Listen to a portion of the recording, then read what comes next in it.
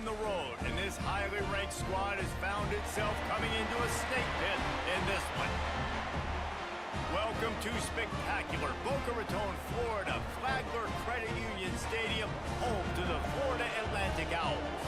As we'll see the number 5 team in the country, the Indiana Hoosiers, taking on one of the top 5 teams in the conference, the Florida Atlantic Owls. For EA Sports College Football, Reese Davis with you alongside David Pollack and Jesse Palmer. And guys, can't wait to get this one started. Well, you don't see this every day. They're lining up for an onside kick on the opening kickoff.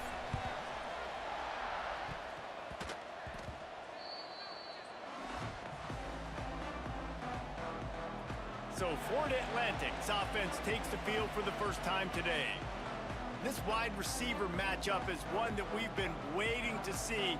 You have 2 guys on either side, Jesse, who are really going to make the secondaries nervous. Oh, they should, because these guys can take the top off of defense. You've got 2 very dynamic individuals playing on each offense, and if I'm playing quarterback in this game for either team, I am going to take my shots and give my guy an opportunity, because both of these guys, David, have proven they can make circus-level catches.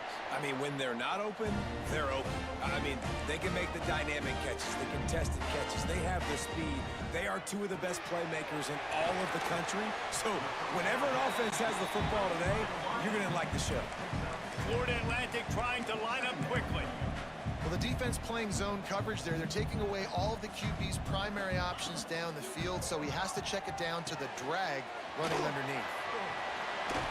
They make the stop right at the 30-yard line, but it's a 10-yard pickup and a first down. A nice passing game by this offense. The quarterback and the receiver on the same page, in time, in rhythm, creates the big play. And look at them. They're right back on the football, ready to run another play. He'll keep it himself. They finally get him stopped, and this veteran junior running back comes up with a nice play. And the Owls have it with a 1st and 10.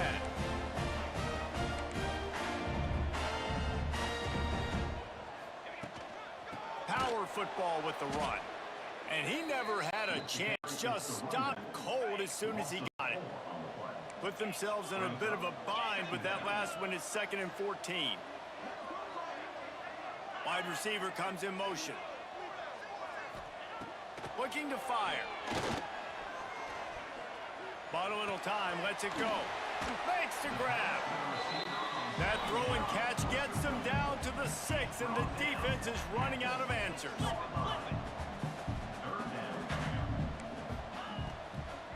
On 3rd and short, they'll ride the running back here. And the defense stands up this offensive line and stuffs him right at the line of scrimmage. He didn't get it.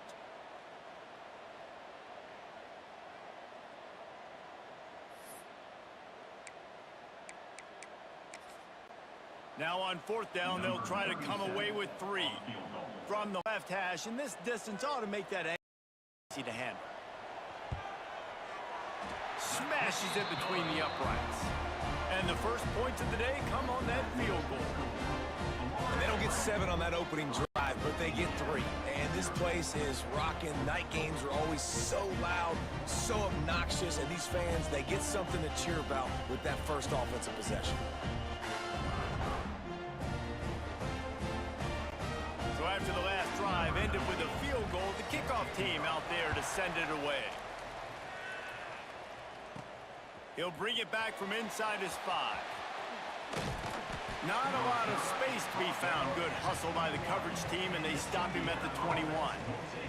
So Indiana's offense taking the field. First chance we have to see them today.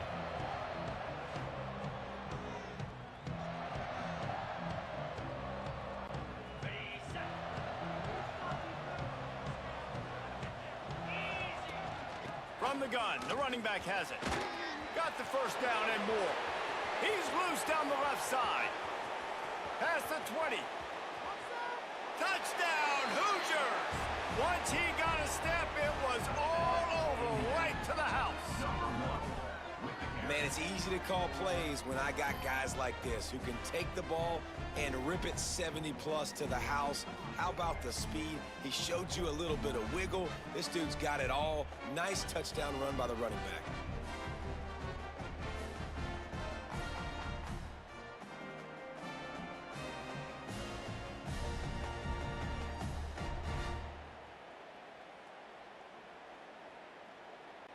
They'll try to add another to their lead.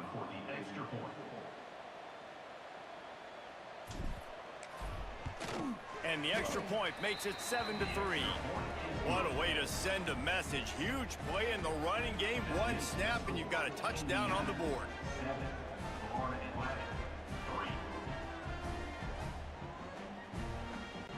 They're getting set to kick it away, and that last score took a little oomph out of this crowd.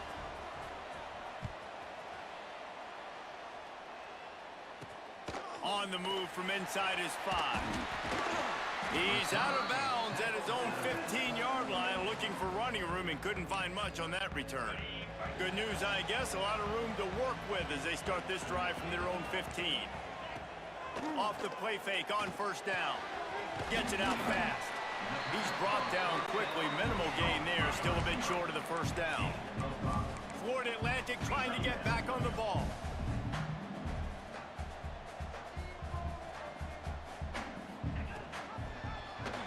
Quarterback on the keeper. He's going to lose a yard on that one.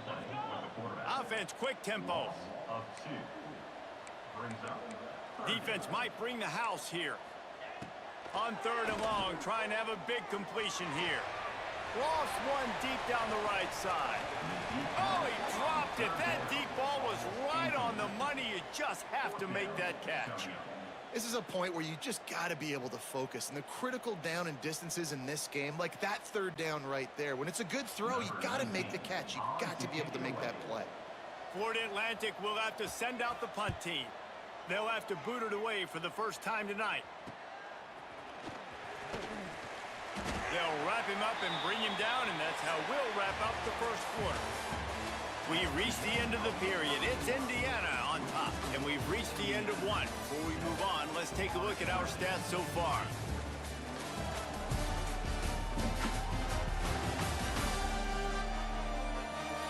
Heading in the opposite directions now as we crank it up in the second.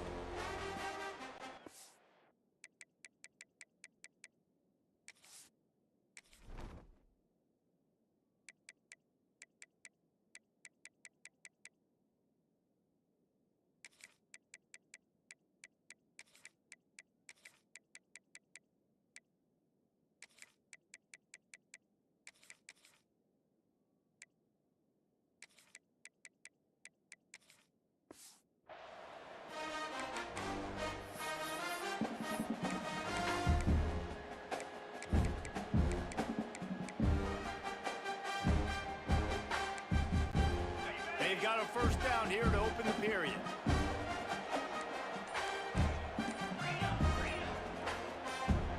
Back to pass, it's Mendoza. Here comes the heat. He'll pull it down.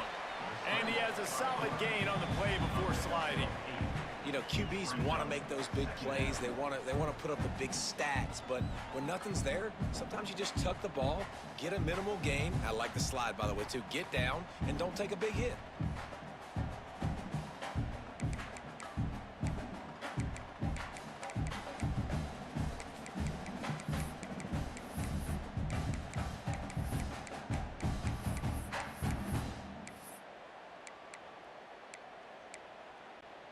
And the Hoosiers in a good spot here with 2nd and short. Wants to go up top. Got it behind the line. It's Hemby. He is stopped behind the line of scrimmage. They'll lose yards on that one. When they try to spit it out to the running back on the perimeter of the field, you saw the speed and recognition by the defense, though. How quickly they were able to get to the back and get him down for a big loss.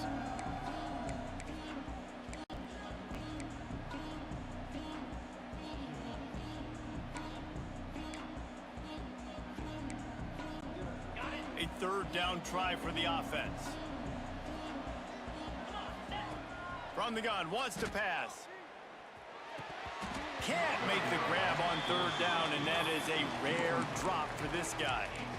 Well, after giving up that touchdown on the opening drive, they had a little bit of a come to Jesus with their defensive coordinator on the sideline. I don't know what he said, but he, I think, just invoked the fear of God into this defense, because this 3 and out has been sensational, dominant. This is the way they've got to play moving forward. On fourth down, they'll pass for it. All kinds of room to throw that one in there. The decision to go for it does not pan out. Florida Atlantic takes over again, and the Owls offense will go back to work. They didn't get much done the last time they had it, had to punt it away from deep in their own territory, hoping this drive will be more productive. Plenty of time left in the half here as they take over, but they will want to be efficient here in the final 2 minutes. They'll come out on this drive and let it rip. Nowhere to go with the ball, and down he goes at the 39. They'll try to kick it into overdrive. Clock's running, second down coming. Back to pass. Snagged in the middle, it's Sands. They make the stop, trying to pick up just a little bit at a time to get to that first down marker.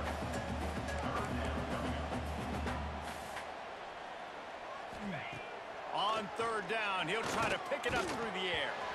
He took a hit as he threw it and couldn't deliver the football. It's incomplete, and fourth down's coming. And that's a play on third down. This offense just has to do a better job protecting their quarterback. Give them a split second more time to complete that throw, but they couldn't do it there. The kick is on its way.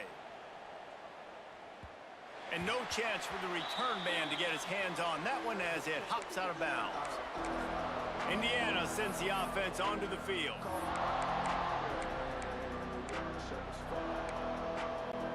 This drive will commence from their own 11-yard line. To the ground with the back. Nice move there. It's these little moments like that that can help an offense as he gets it up to the 16-yard line. I like this guy as a running back because he can run between the tackles and he can also go outside. He can really do it all. Scanning the field, it's Mendoza. Bringing the heat. As an offense, you've got to know it. This part of the field, deep in your own end, you have got to do a better job in pass pro if you're going to call a pass play at this juncture in the game. Not good enough.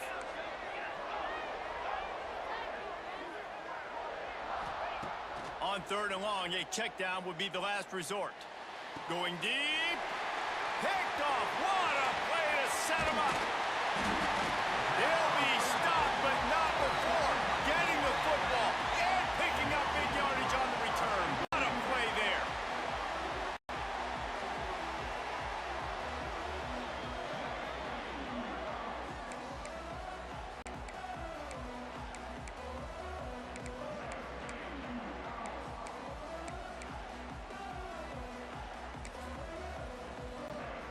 Guys, how much better does it feel if you go to that locker room with a lead? They have a chance to do it here. He wants to throw it. And the defense makes a play, sacking him back at the 10. We got a timeout here late in the first half, and they'll try to get more points on the board before the break. Defense rose up deep in its own end on that last play. Now a second and long coming. Back to throw, time running short in the half. Caught in the backfield. It's Sands. And they get him, and they'll lose yardage on that completion. The defense going to stop the clock with a timeout. They want to make sure they have everybody on the same page. It's third and goal and third and long. Get set, get set. Motion from the wideout. On third and long, he'll need to loosen up that arm. Can't make the grab as he was going for 6 right there. I think for the quarterback, he's going to have to be so good with his eyes in this game. You're going up against one of the best defenses in the country. You've got to look guys off, especially when you're trying to throw to your primary target like he was on that last one.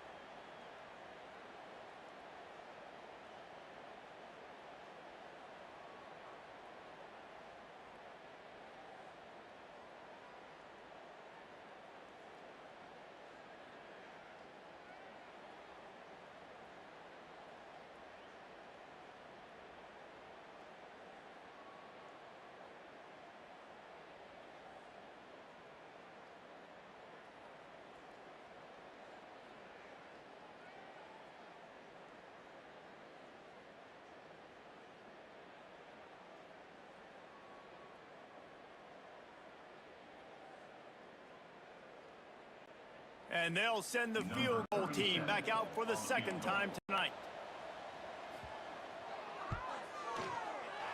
Never a doubt.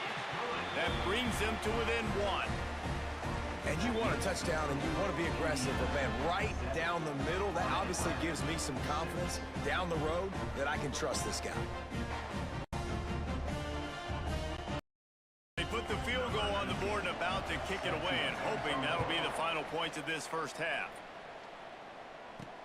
On the run from inside his own 5. Didn't find any crease in that kickoff coverage, and he'll be stopped at the 17. Indiana has the ball back, and the Hoosier offense comes out ready to go. Now, they're backed up here, Jesse. Wonder how aggressive they're willing to be. I think it's going to come down to how much confidence they have in this quarterback and his decision-making, because you cannot throw an interception at this part of the field with this little time left. And I think that's conversations you've had with the young fellow on the sideline and be like, what are you comfortable with right here that we can run? Maybe stay aggressive, but make sure I don't make that mistake.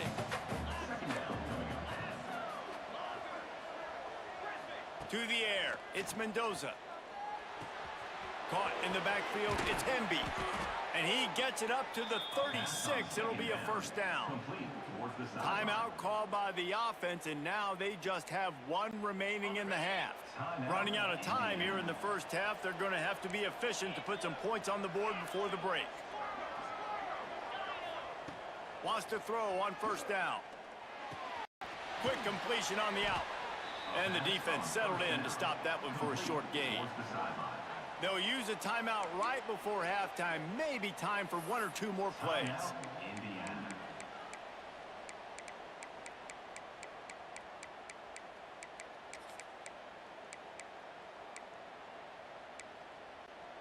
Picked up some yardage with that completion. Now second down. The offense changing the play. Looking to go up top, and time's running out in the half. They get to him as he throws. And you must do that against a guy of this caliber. This kind of QB will absolutely pick you apart. You got to get hurries. You got to get pressures. And when you can get hits and make him feel the physicality of the game, maybe you can take that guy and knock him down a few notches. Caught in the backfield, it's Cooper.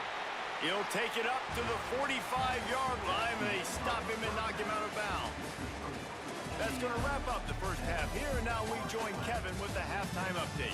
Gentlemen, looks like we've got a great atmosphere today in Boca Raton.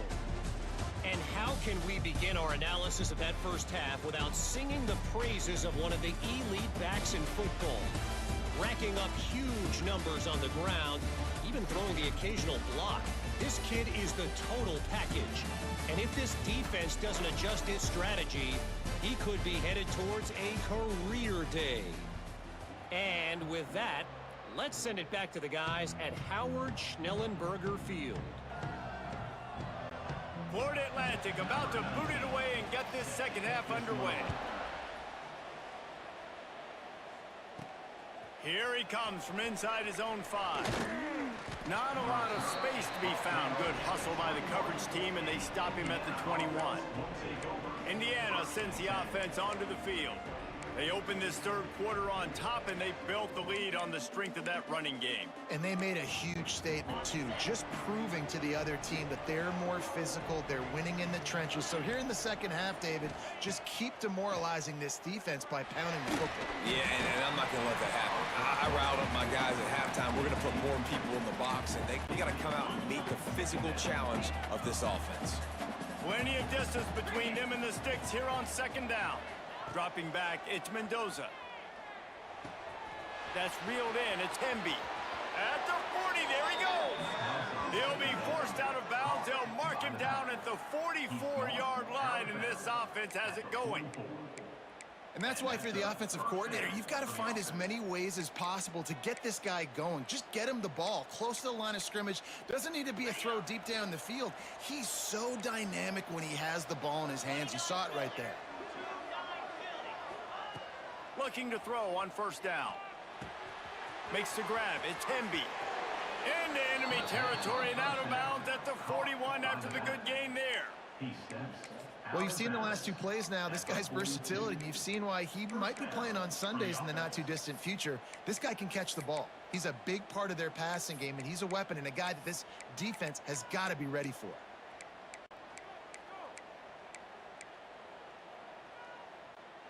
The Hoosiers will line it up on 1st and 10.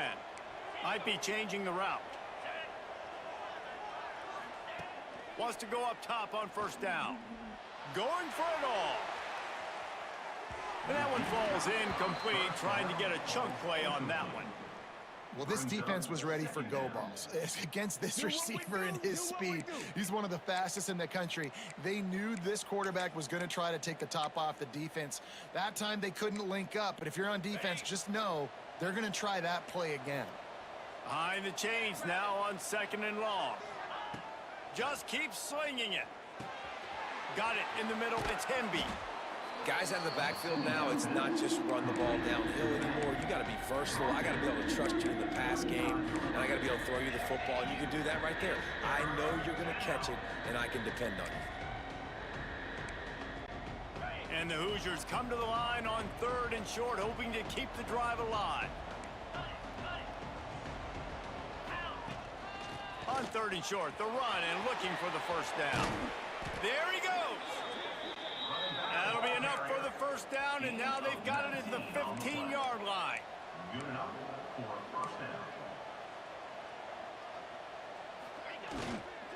To the ground. He's got it again. They get him on the ground, but not before he drives it to the 10-yard line. Going to work in the red zone. They can't pick up the 1st down without getting it into the end zone.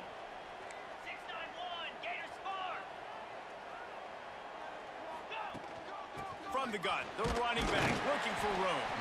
He's brought down at the 7-yard line, and they are threatening to take it in.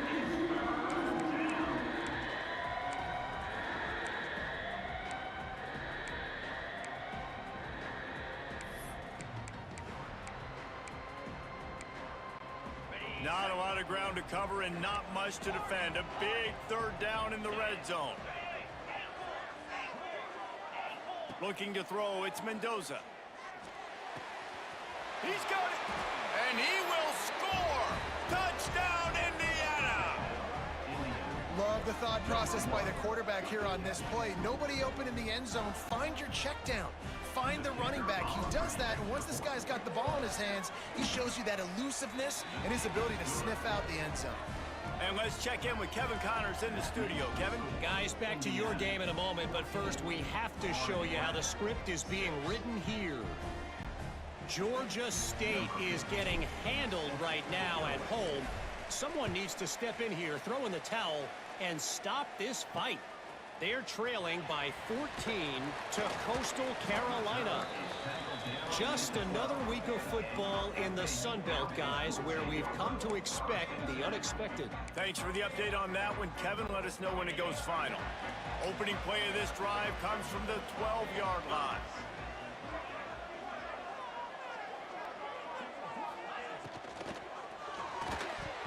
And that incomplete pass caused by the big hit on 1st down. 2nd down coming. They're dealing with a 2nd and long.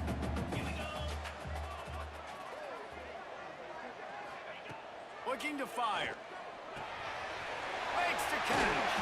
Turning it on. That's a nice pickup to give them some breathing room, and they've got it out to the 27. I don't know if this defense knows what just hit them because they gave up the completion, they gave up a 1st down, and now here's the offense back up at the line of scrimmage again, going tempo. And they make the tackle, but it'll be enough for a 1st down, and we'll see if they get another playoff here in the 3rd. Clock strikes 0 here in the quarter, and Indiana is on top. Let's take a quick look at the national rankings to see how this playoff race is shaping up.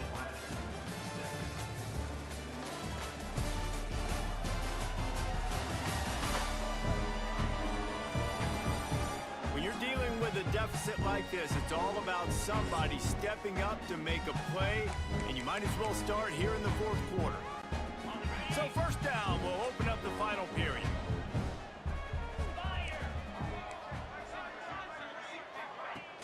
Use the play fake, now to throw. With the catch, it's Platt. That's about as close as you can get to that marker, and it will be second and just a few breaths away from the first down. Defense showing blitz here. Grabbed in the backfield. It's Messer. He's brought down, but it'll be enough for a first down. Florida Atlantic gets to the line quickly.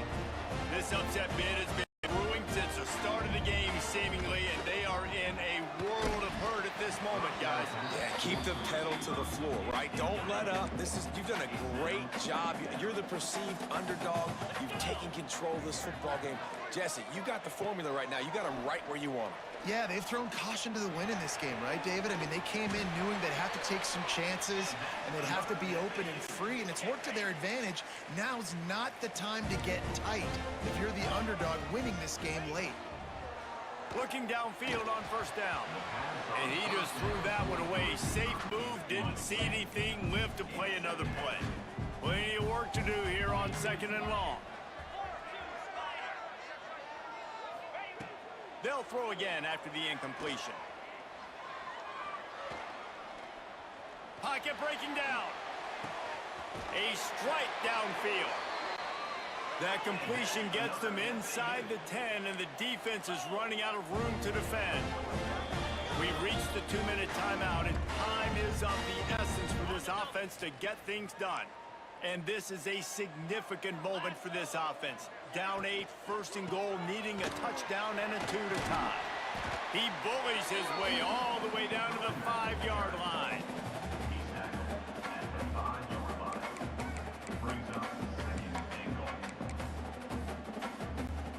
Second and goal coming up.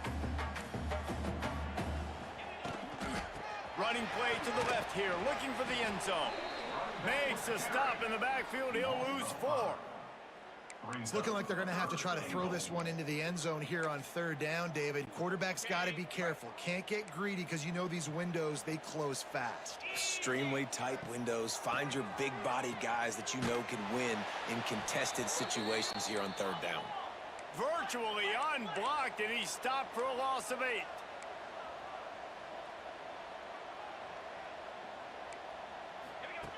Wants to go up top. Throws toward the end zone. Oh, he dropped it. Just didn't look it all the way in, and they'll turn it over on downs. Desperately wanted to keep the ball, but they did not. Indiana has the ball back, and the Hoosier offense comes out ready to go. So that defense keeps the lead right where it is and a chance to build on it, David. Yeah, the defense did a great job. Now, the offense, you know what you're going to get from this defense. They have to be aggressive. They're trying to get the football back later in the game. Because they're going to be so aggressive too, David. You know, on offense now, you have a chance to break one maybe. In the run game, or finding a one-on-one matchup in the passing game to really pad the lead. To the air, it's Mendoza. Fires to the wideout. Got his man downfield. Oh, there's an alley to the left. And it looked as if he might take that one all the way to the house. Just ran out of a little steam, and the defense finally got him. And this offense showing off the explosiveness, the big play down the field. This is so big because what it makes defenses do to react now. Now you scare them. Now you make them drop back a little bit. So that big passing play opens up this whole offense. To the air on first down. Fired just a little too long as the junior frustrated he missed that connection. Backed up now, here's second and long.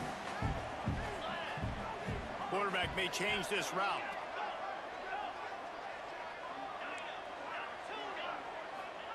He wants to throw it again. Skips away from pressure.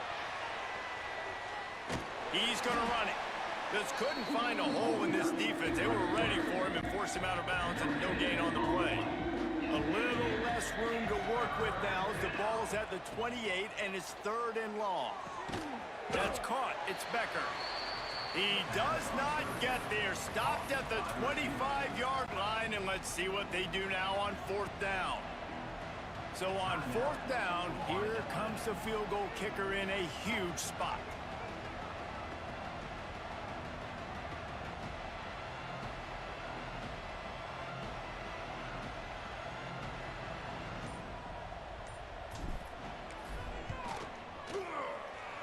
absolutely center cut. And that will extend their lead even further. You know, it's funny, in an age where there's so many college football analytics and everybody wants to go for it on fourth down, at the end of the day, it still comes down to managing the game. Good decision by the head coach here in the fourth quarter. By kicking that field goal, you've now made it a two-possession game. Your chances of winning this thing have now gone way up. A lot of work to do as this drive will start from the 16-yard line. Going right to work up top. And the pressure gets him back at the 8-yard line. Timeout called by the defense. It's their first of the half as they'll make some adjustments. To the air on second down. Short throw to the sideline, picks up just a little. This offense has their work cut out for them, man, because the coverage has been so tight. And if you're not throwing to the sideline or you're not getting past the sticks, this defense is going to tackle you inbounds like they just did on that last play and bleed the clock. He stopped short, and it's fourth down. Referee signals timeout. It's the defense wanting to make sure that they have everything just right with a big play coming. They're throwing for it on fourth down. They got him. It's a sack. Took a chance to try to score the touchdown, and they'll get nothing. And that just about does it. That about puts this thing to bed. The offense, listen, they had to go for it, but now defense, this is the situation when you say, I'm just going to eat clock, up by several. Touchdown, Hoosiers! Fitted in the window for the score. This team just knows how to finish. They keep getting better and better and better, and they are close to going 9-0. And they just keep piling on the points. We've seen in big moments in this game, they have been able to step up and deliver, particularly on offense. Very impressive performance. On to attempt the try. And now with the extra point, they're up by 18 here in the fourth. They're coming out to tee it up for the kickoff, and that last score was a real buzzkill for this crowd. He'll start the return inside his 5. Really disciplined job by the coverage unit to get down there and make the stop at the 19. Florida Atlantic has the ball back, and the offense will try to put together a drive. This offense needs something to feel good about. It hasn't been very productive today, Jesse. Well, I think it's just important they stay aggressive. And the quarterback caught up to and sacked at the 12. Timeout called by the offense. Clock stopped with 21 seconds left. They'll go to work in the air on second down. Pressure coming. On the run, and he'll slide to avoid the hit. A nifty pickup there. Clock is stopped. Timeout used by the defense. 14 seconds left. On third and long, he's going to have to throw for it. Didn't have much of a choice, just had to throw that one away. It'll be fourth down. At this point of the game in the fourth quarter, it is going to be tough for this offense to get some completions here, because now, trailing by this much, the defense is expecting pass, and they're putting a whole bunch of extra DBs on the field to help them out in coverage. Punts it out of the air. Building momentum, picking up a chunk of yardage, moving the chains out to the 34.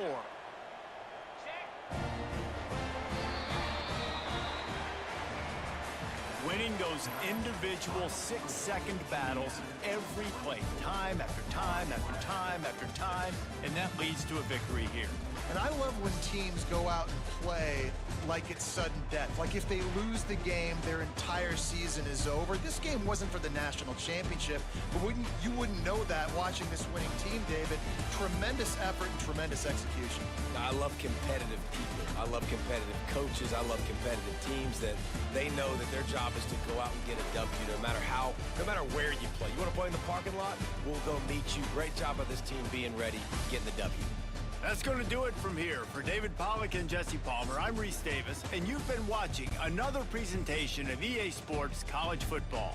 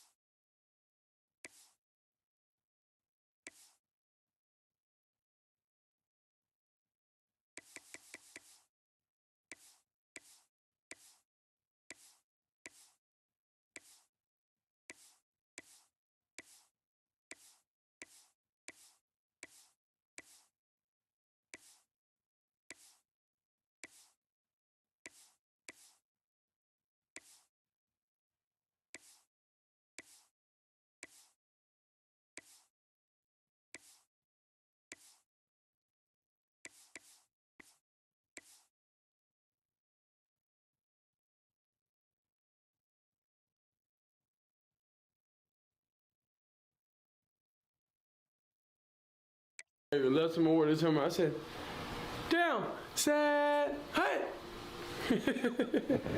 Now I gotta say, Brady, let's go, down, down. When you're ranked in the top 5, your very existence is a call for pressure. And that is ratcheted up when you go on the road. And this highly ranked squad has found itself coming into a snake pit in this one. Welcome to Memorial Stadium, Lincoln, Nebraska, and home of the Cornhuskers. As we'll see, the number 3 team in the country, the Colorado Buffaloes, taking on a squad hoping to prevent another L this week, the Nebraska Cornhuskers. For EA Sports College Football, I'm Reese Davis, David Pollack, Jesse Palmer alongside. Guys, we can't wait to see this game. Be looking forward to it all week.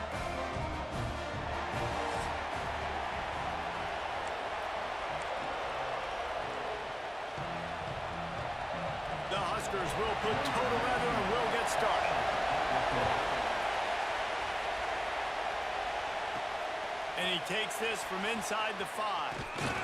Really disciplined job by the coverage unit to get down there and make the stop at the 19. So the Colorado Buffaloes will go on the attack first.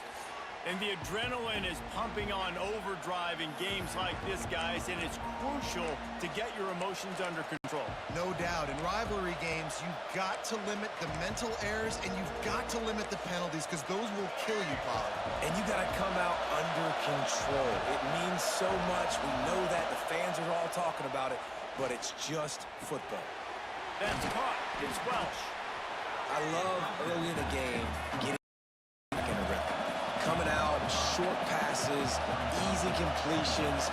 Now we're getting in a good spot. Lewis wants to pass. Got it in the middle. It's Welch. That'll be enough for a fresh set of downs. He gets it to the 32. I just love quarterbacks that aren't greedy and that aren't always trying to throw the home run ball, right? Second down, you're in your own end of the field. The guy you want to throw to is not open. Just find the back. He'll go do something positive with it. This guy is a weapon, and you got to find him in the passing game. We thought we might see some of this. They'll go to the Wildcat formation here.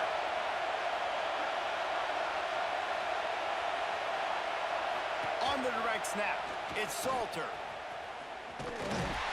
Defense played the Wildcat very well on that one, stopping them for a short gain. So they come to the line, and the Wildcat going to give them a different look.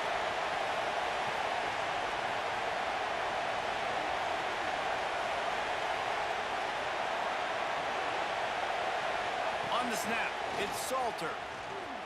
Creates a little space. Wildcat look didn't get much. Picked up a few on that one. And you can tell the QB wants to run. He's going to be a big part of the game plan, and the defense really, really understands that. I got to understand, and more importantly, when I get a lick on this cat, I got to take it. Like, not dirty, not cheap shots, but end-of-the plays when I can be physical and really make him feel me. I think that'll always bode well in the fourth quarter game. In the gun and looking to throw on third down. Just gets rid of it to the running back underneath. Such a big part to convert these third downs, and they've got it at the 42. Lining up in the Wildcat. Let's see what they've got.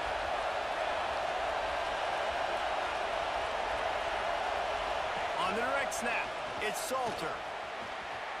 And this is blown up, going nowhere as the defense was ready for the Wildcat.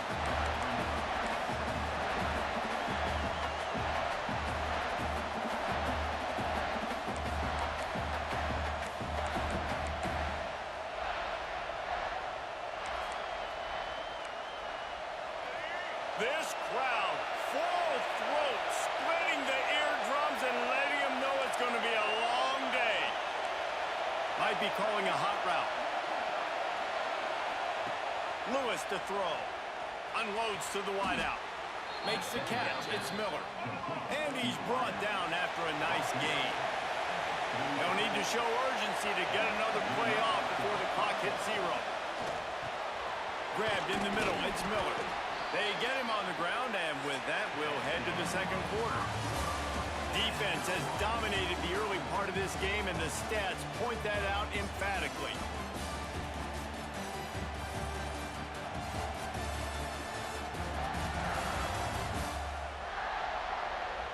Sometimes you see the offenses sort of settle in, find areas to probe after that first quarter.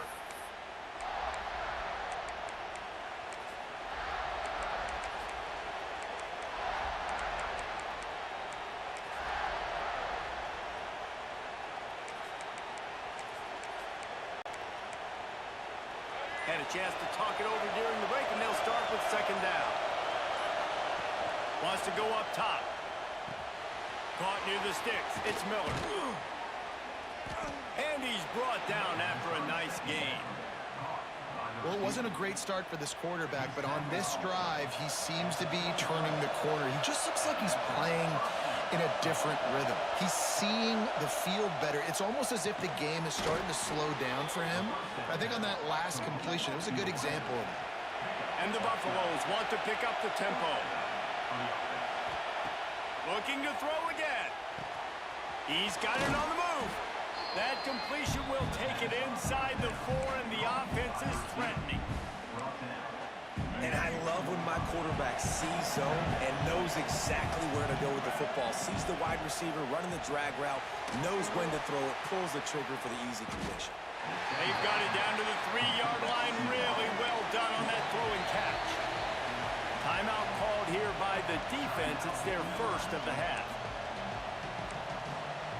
Tight quarters deep in the red zone, but they can pick up a first down without scoring. Third down.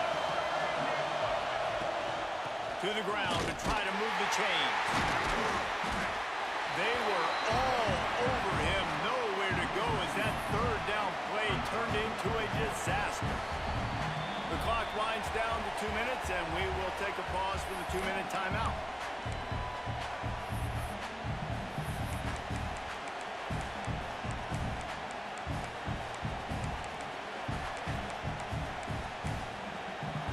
This offense has moved into plus territory, and they want to keep the heat on. They'll go for it on fourth down.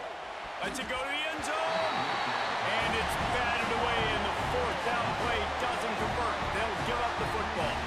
So Nebraska's offense has its first opportunity of the day.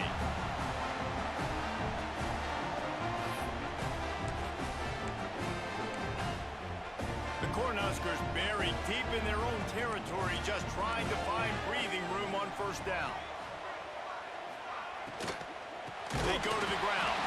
And there was nowhere to go, just stopped in his tracks in the backfield. And the Huskers with a long way to go after the loss on the last play. The play action fake. Nowhere close on that one as he got drilled trying to deliver the football, and now they face third down. This offensive line's got to do a better job. I mean, he doesn't even have time to go through his progressions. You've got to give your QB some time. You've got to make him feel comfortable. They didn't. They got in there quick, fast, and in a hurry. This defense has kept them backed up. Now one more stop, and they can get off the field on third and long. Couldn't fight his way out of the end zone, and they get him for a safety. Well, you came into this one thinking it might be a defensive struggle, and how about this unit? How aggressive have they been early in the game? They're just getting after their opponent, and they come away scoring the first points of the game here in the second quarter with a safety.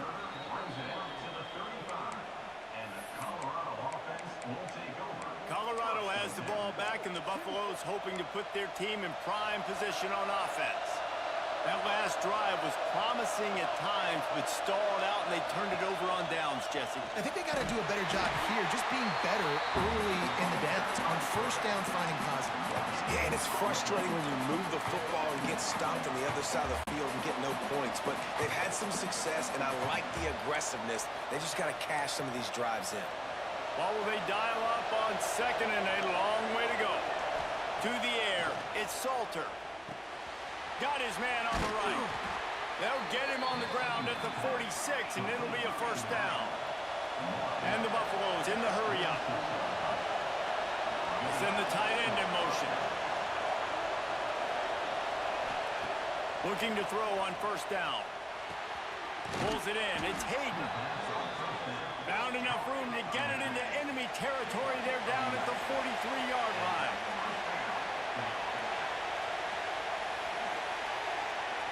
They'll move the wide receiver. Wants to throw on first down. Makes the grab. It's Williams. The offense will quickly use a timeout. Just a few seconds remaining here as they try to put something up before halftime.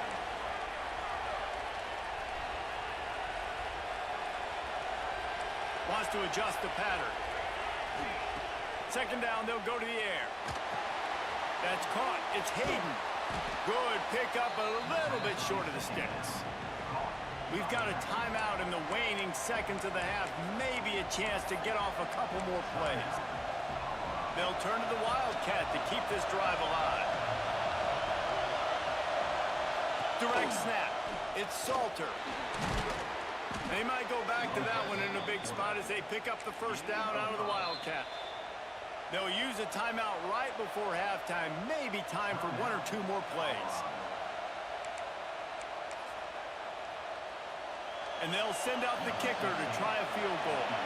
He's going to try to punch one through from 45 yards away. Never a doubt. Right down the middle. The lead up to 5 in the second quarter. And we finally get at least 3 on the board. I know everybody had this at home. We were all expecting the 5-0 to start this one out the gate. So low scoring, not a lot of points. Shoot, maybe that's enough to get it done.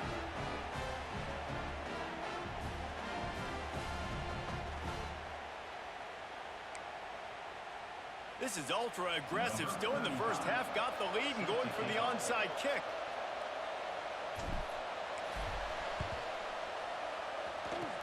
He's able to grab the football, and the hands team gets the job done. They make the stop, and that is the end of the first half. We've played 2 quarters here. Time to go to Kevin Connors in our halftime update.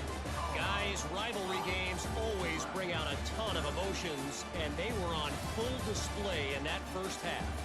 And a lot of coaches will say limiting the big plays and maybe hitting on a few yourself is key. But I'm more of a move-the-chains guy. Give me efficiency every day of the week and twice on Saturday. The offensive unit that subscribes to the less is more philosophy might be the one that leaves here today with a big, fat W. That said, let's get back to the field and our guys in the booth to see who comes out on top of this rivalry contest.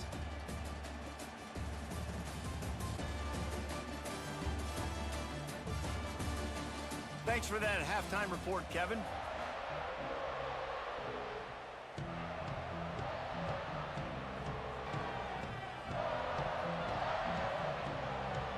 The Buffaloes will kick it away to crank up the second half.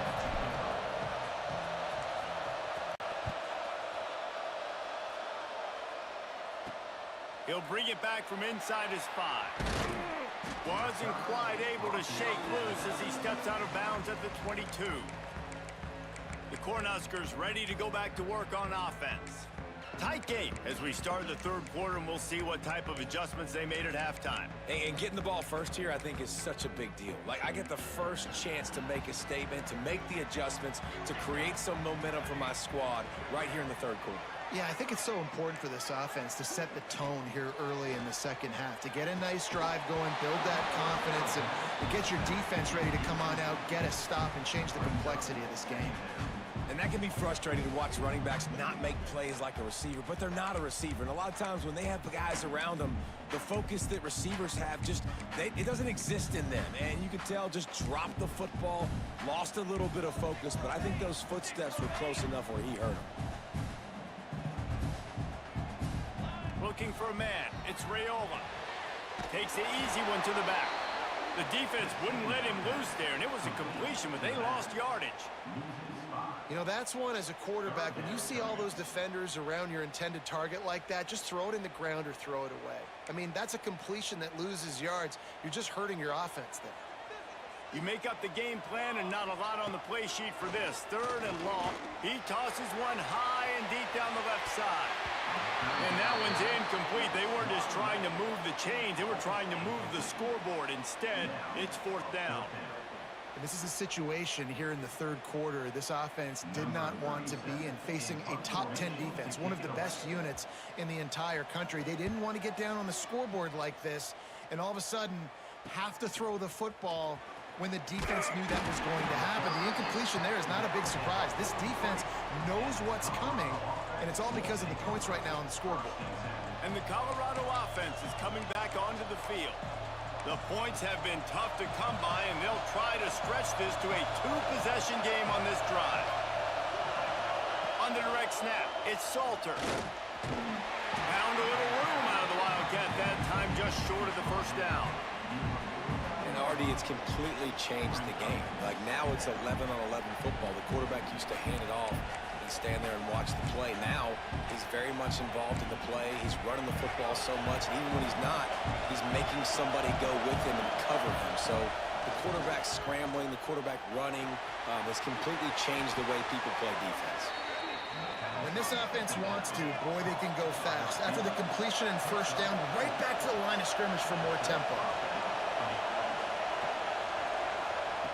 Looking to throw on first down. Caught over the middle. It's Miller. Nice gain on that play, but leaves it a little short of the first down. And that's a good job by the drag route there, understanding its zone coverage. So instead of continuing to run across the field, he settles down into an open spot, making it easy for his quarterback. And it's frustrating as a defense when you give up that first down and you give up that pass play. But here we go with this offense. They're right back on the ball. You got to flush that. You got to get lined up, and you got to communicate. Wide open downfield. Touchdown, Buffaloes! Made the grab and then did the rest himself, and they put points on the board. Quarterback's abilities to read the field is huge, and also the anticipation, the timing. To be able to throw the football, Jesse, and hit a guy in stride so he can get run after the catch and get in the end zone, that was a nice job by the quarterback. Yeah, it's critical, David. And listen, a lot of times touchdown passes aren't thrown into the end zone. You've got to read the coverage, hit the open guy, and let him do the rest. And after the extra point, they're on top by 12. And for a quick update, let's go to Kevin Connors in the studio. A lot of interest in this CUSA showdown today, so let's catch you up to speed on things. Florida Atlantic is trailing right now, and I know it may look bleak, but this team needs to regroup, remind itself it's at home, and remember just how quickly things can change. It's a close one right now. They're trailing by 1 to Indiana. Conference USA tends to make its presence felt, and we'll circle back with any big changes, guys. And how about that one? Kevin will be keeping an eye on everything going on elsewhere. Catch in the middle, it's Barney. Makes the tackle at the 32, but they were backed up inside their 20, and they pick up 15. With a first down, they'll snap it from the 32. To the air, it's Raiola. Looking deep. They've avoided the interception all day, but they were lucky to get that one back here late. It'll be second down. This offense has had some struggles early in this game so far. They're just trying to get something going, and so you take a shot. You try to find your best one-on-one matchup and see if they can make a play. The defense was ready for it. Good coverage on the back end. They look very prepared. All 11 guys on defense right now playing together as one.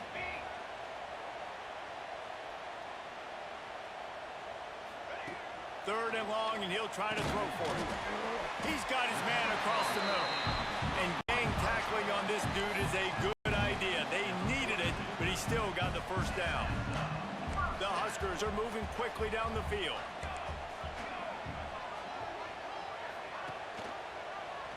He'll do it himself. This freshman makes the stop after a short gain. Well, the QB decided to keep it on that one. And listen, if you had his athleticism, you'd want to keep it too. Almost every time they run these types of option plays. But he's just going to have to do a good job of understanding when to hand it off, when to pitch it, and try to keep this defense on their heels and read his keys. He's got a lot of talent. Just got to make sure he's making the right decisions moving forward.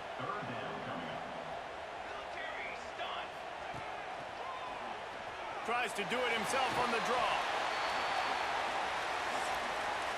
Guys, Colorado has the lead here. And as we switch switch ends of the field, let's take a quick look at the national rankings.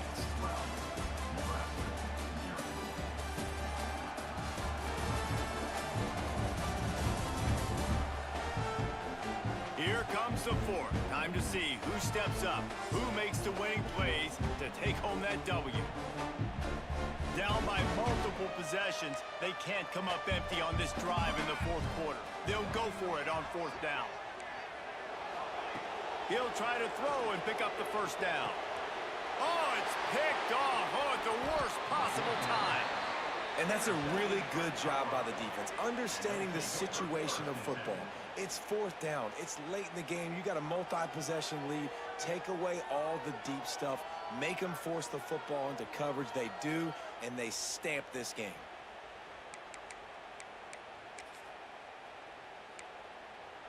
We thought we'd see a little wildcat formation in this spot, and here it is.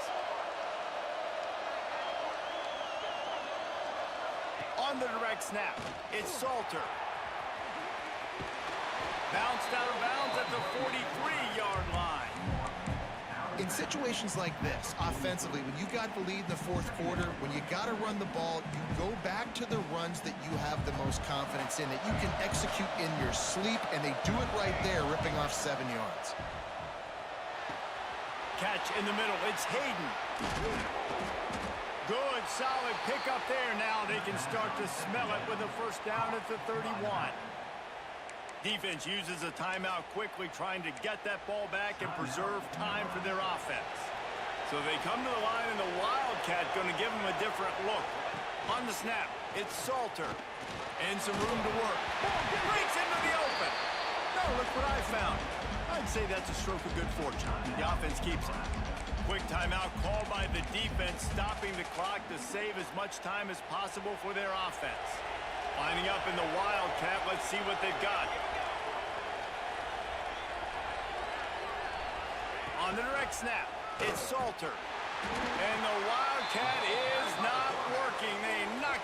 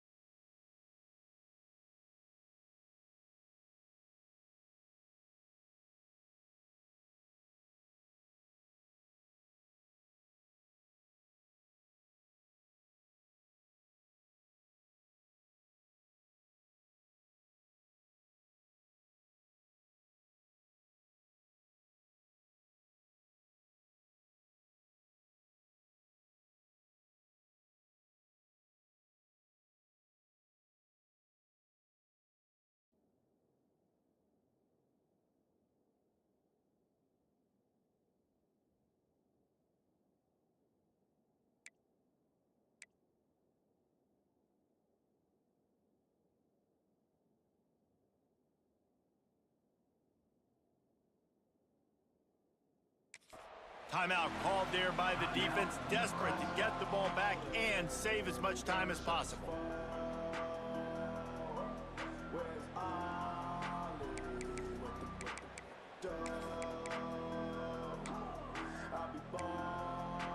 And the Buffaloes are at the line trying to move the sticks on 3rd and short.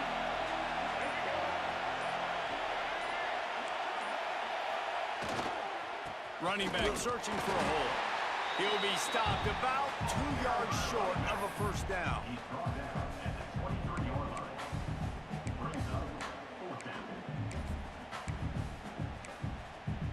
Despite failing earlier on 4th down, they will try again here.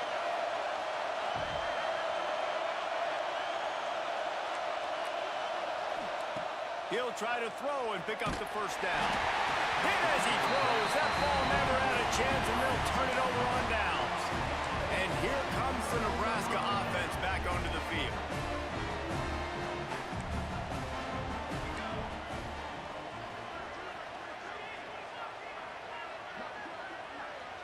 Dropping back, it's Rayola. And he's all bottled up, and now it's worse. The ball's loose. Touchdown, Buffs! And score. That ought to be enough to make this lead insurmountable, and with it, they'll be a perfect 10-0. You always hear coaches harping on their quarterbacks to keep two hands on the ball. That time, he got hit, the ball came free, bounced right into the defender's hands, and he makes them pay, taking it back all the way for a score. Now they'll line up for what they hope is automatic. Just got a little casual with it and blew the extra point. That is a defensive player's dream. Ball sitting there, chance to scoop it up, one with it, and they don't stop you until the band starts playing. On the move from inside his 5. And good work by the coverage team to knock down the return man. 2 minutes now left in this one, and time is running short if they want to find a way to pull this one out. Opening play of this drive comes from the 11. Linebackers moving, trying to confuse the quarterback. Wants to go up top on first down. Now he's going to glide away from pressure. And a nice pickup on the line and gets down to avoid contact. Clock is still running, and they have to get everybody lined up. Looking downfield on first down. Grabbed over the middle. It's Barney. And defensively, this is exactly what you want, right? You got the big lead, so you can play big zone coverages. Just keep the ball in front of you. Keep your eye on the quarterback. Rally to the football. Gang tackle. And you're going to win this game. Grab near the marker. It's key. Well, this offense has a ton of work left ahead of them here in this 2-minute situation late in the game. But the drive off to a good start. You get the first down. You get out of bounds. You're working the perimeter of the field. That is exactly what you want to do. And it's incomplete. If you're going to take a hit like that, you might as well hang on to the ball. Working well behind the sticks on second down. Wants to throw. It's Raiola. Got a man. It's Johnson. And this offense just hasn't found a way to kind of open it up. Like, they haven't found those explosive plays. It feels like the defense is kind of strangling them and staying really close to the line of scrimmage because of their lack of their big play ability over the top. This offense has to dial something up. The Cornhuskers moving quickly to the line. To the air on first down. Throws to the wideout. And this will be incomplete. A big hit there forces second down. Couldn't make the connection last time. Let's see if they throw it again. Wants to fire on second down. Just a short pass to the tight end. He's really close to that first down marker, but they stop him just a bit short. And the Huskers line up, trying to move the sticks on third and short. They'll try to get it through the air. Throws for the tight end. Picked off. Taking it the other way. And that's kind of what this offense has done all day. They have struggled. They haven't gotten a rhythm. They haven't found a way to get points on the scoreboard. And late in this game, when your defense and your team really needed it the most, Palmer, they throw the INT. And it's a microcosm, too, of just how dominant the defense has been. They've always been a step ahead. They've been the more physical side, and they've been making plays on the back end. That interception should seal this thing.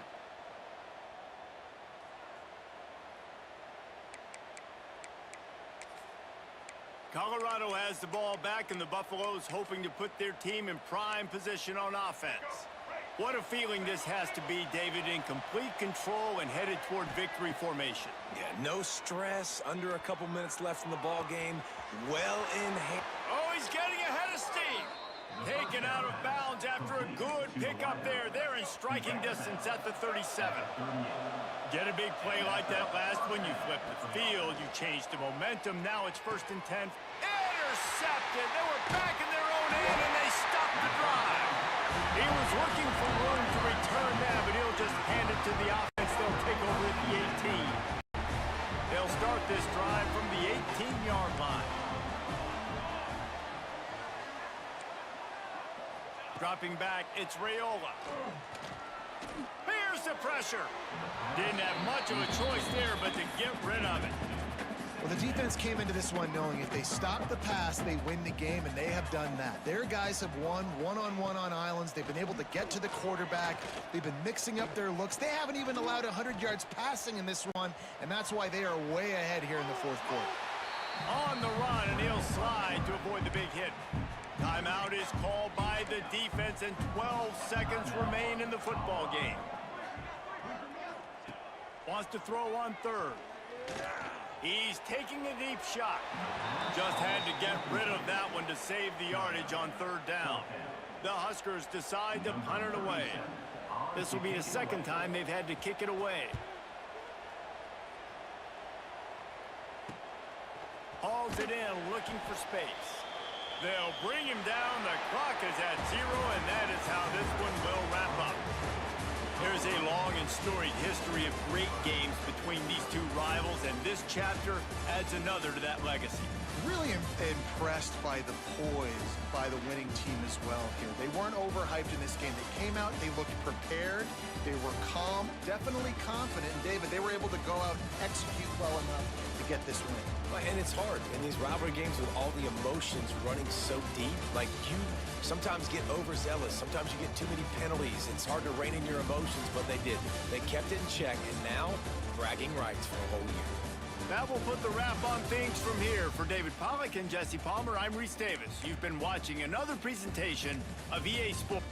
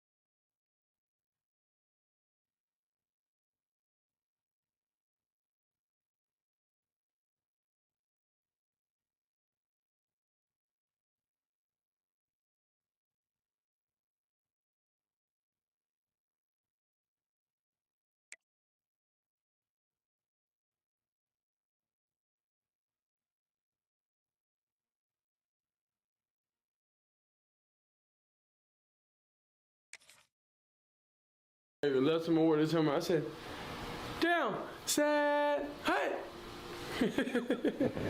Now I gotta see.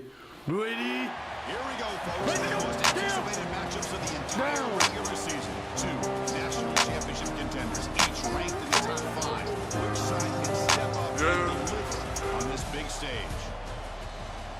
Welcome to Oxford, Mississippi, and Vaught-Hemingway Stadium, home field of the Ole Miss Rebels. As we'll see the #3 team in the country, the Colorado Buffaloes, taking on the second-ranked team, the Ole Miss Rebels.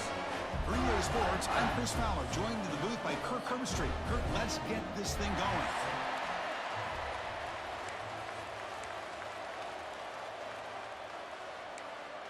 The Rebels will kick this away to get us going here.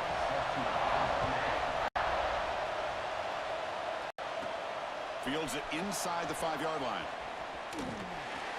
They stop him at the 23. That's solid coverage. So the Colorado Buffaloes offense comes on the field first today.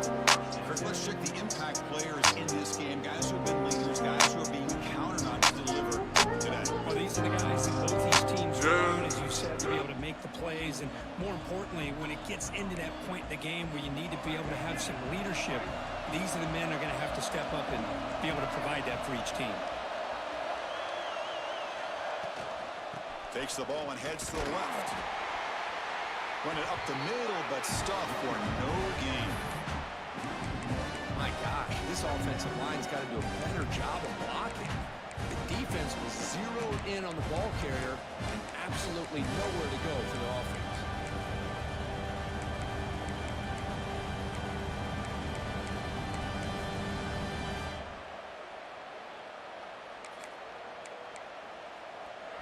It's early, but this crowd is fired up. Listen to this noise here. This is going to be tough for the visitors today.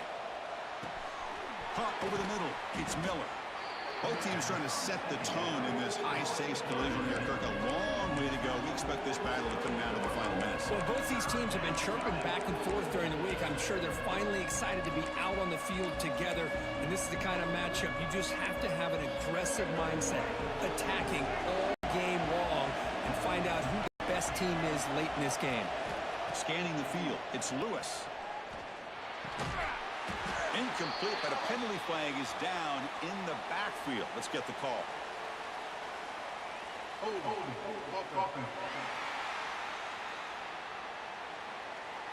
Obviously, the defense will decline that penalty on the offense and take the result of that play.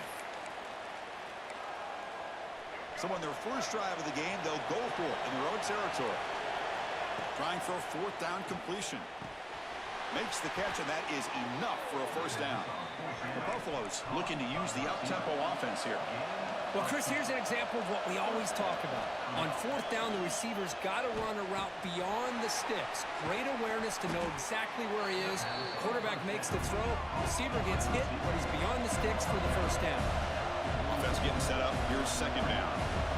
Quarterback looks downfield to make this throw. He wants to be able to get the ball to be able to pick up enough yards for a first down. But instead, he gets the ball at least underneath to the drag route and gets some positive yards.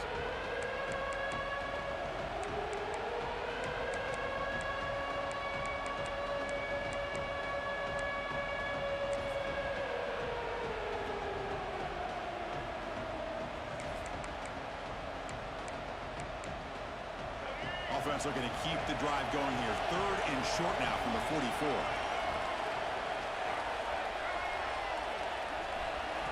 Out of the gun now on 3rd down. That's reeled in. It's Miller. And he's brought down just short of the marker on that play. Good job by the defense to prevent the first down. And he's throwing for it on 4th down. That's caught. It's Miller. They stop him, but this offense is threatening now at the plus 43. What a conversion here by this offense. You know, the ball is thrown short of the first down marker. Shows you the trust this quarterback has in this receiver. Makes the catch, and then a great effort there to pick up the yards after the catch for the first down. Direct snap. Now, when he's getting boxed in, the defense not at all fooled by the Wildcat look. And here's that wrinkle. The Wildcat formation, extra blocker in the game. Let's see what they call. And it's a direct snap. Breaks an open space. Slides down to avoid the tackle. Well, anytime you use your quarterback as a runner, the goal is obviously to hit some big plays. You've got to be careful of letting your quarterback take too many big hits. Not only can he get tired, he can also start to fumble the football. Fires it to the wideout. Wide open downfield. The freshman quarterback showing what a cannon he's got. First down here for this offense. So, Curt, we reached the end of one. So far, a defensive stalemate here in the early stats illustrating the story.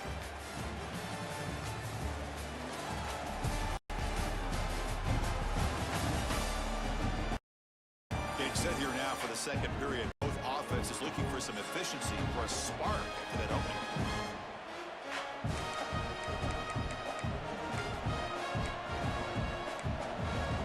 So here we go, first play of the quarter. The offense has a first down.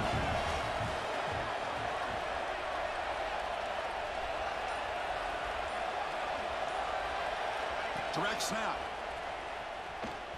He finds some space. Jukes to get past a man. They'll bring him down, but the Wildcat look produces an explosive run to get a first down. Well, that's exactly what this guy can do. He is a burner. He's, in my opinion, one of the fastest guys in all of college football. And when you don't have him accounted for, this is what he's going to do to your defense.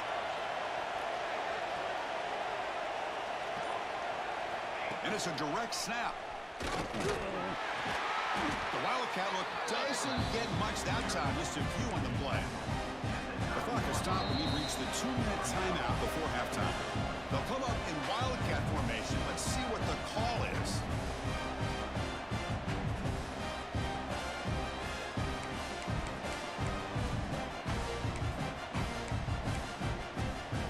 Coming to the line on second down. This is important. They want to avoid a third and long. To throw, it's Lewis. Big throw, misses his mark there, incomplete. And they convert here on third down in the red zone. This is a 4-point type of play, touchdown or field goal. Running out of time in the pocket. The offense able to fall on it and avoid the turnover. Got lucky that time. And now a timeout quickly called by the defense as they try to get everybody on the same page here. So now on comes the field goal unit. This will be a 43-yard attempt.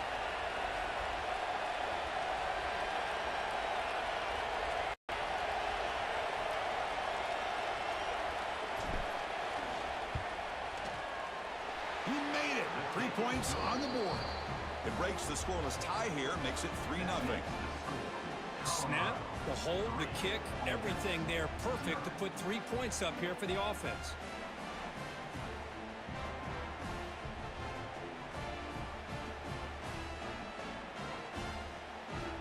They come away with 3 points on the drive, and now the kickoff team will boot it away.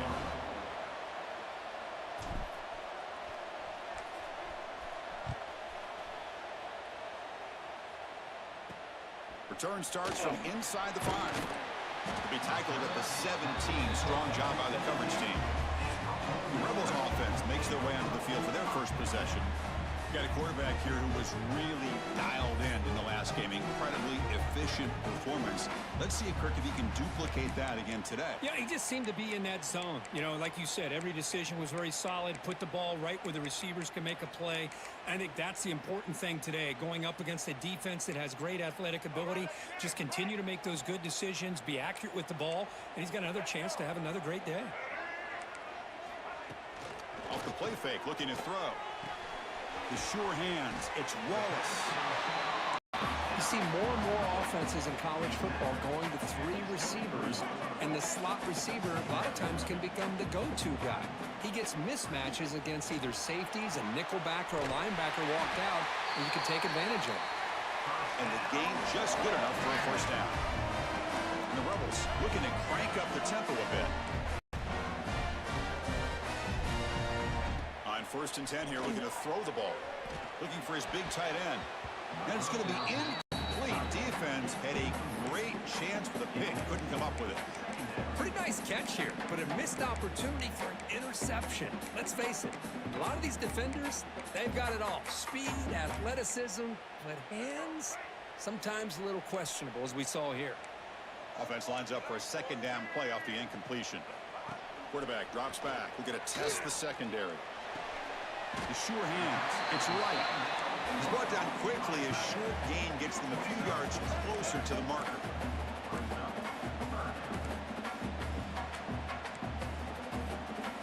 It's third down. Quarterback in the shotgun. Receiver looks it in. It's complete. And he's brought down, but there is a flag on the field. Let's check out this call. What I always love to see on these offsides call is when they're always pointing at each other. You know, he did it. I didn't do it. Put it on him. And we know this time it's on the defense. They're going to make the right call. And the Rebels come to the line to start a fresh set of downs.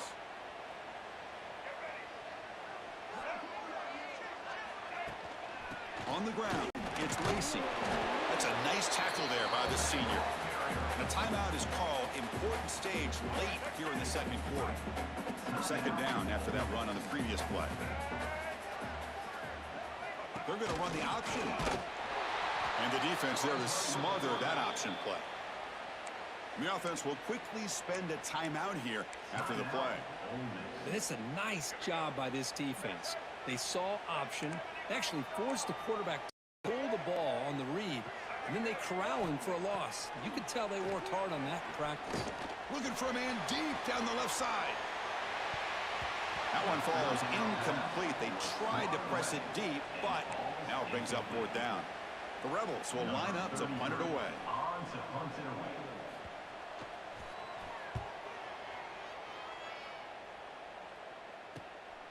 And here's the return. And the returner brought down by the coverage team. And the Colorado offense is back out on the field. Let's see how this offense plays this. They try to get some more points for the half or play it more conservatively. They come to the line in the Wildcat formation. Defense got to be on alert here. Direct snap. He breaks free. Defense not fooled by the Wildcat, but just a short gain on the play. And a quick timeout call by the offense after the play. Second down after that run on the previous play. Dropping back, it's Lewis. And that catch is hauled in. He stopped just short of that first down marker, inches away from it. And on the offense will call a timeout. Something the coach didn't like about this. Crucial play coming up. On third and short, they'll try to throw for it here. Caught near the sticks. It's Williams.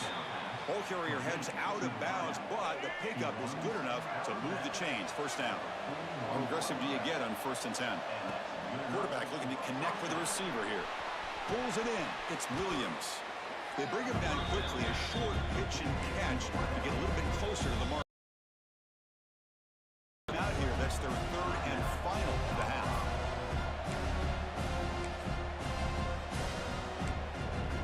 So the offense takes the field in the final seconds of the half. Chance for just a couple more plays. They look to throw it here on second down. The ball is caught. And he's shoved out of bounds with the defense short of the first down marker. Just a quick job here by the quarterback. Got the ball out to his receiver. His guy eats up some yards. They stay ahead of the sticks. Offense breaks the huddle and gets set. It's third down. Receivers now getting some new assignments before the snap.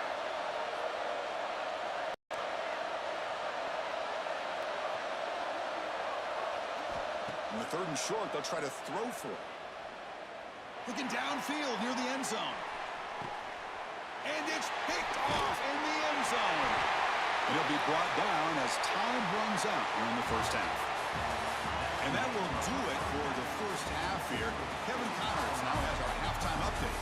Thanks, guys. A memorable first half of football so far today in Oxford. And a lot of coaches will say limiting the big plays and maybe hitting on a few yourself is key. But I'm more of a move the chains guy. Give me efficiency every day of the week and twice on Saturday. The offensive unit that subscribes to the less is more philosophy might be the one that leaves here today with a big fat W. It's time to throw it back to our guys in the booth to start up the second half. All right, Kevin, thank you. We appreciate the breakdown. And the Buffaloes will kick this away to start the second half.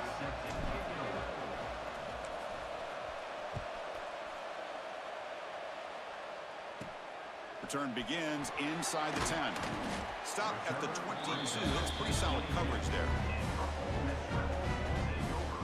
And the Ole Miss offense is back out on the field. The running game's really been held in check so far. Let's see if they can get it going or if they choose to pass and try to cut into this lead. First play of the second half to keep it on the ground. Breaks one tackle, gets brought down, but picks up some decent yardage. And the Rebels come to the line in a hurry up.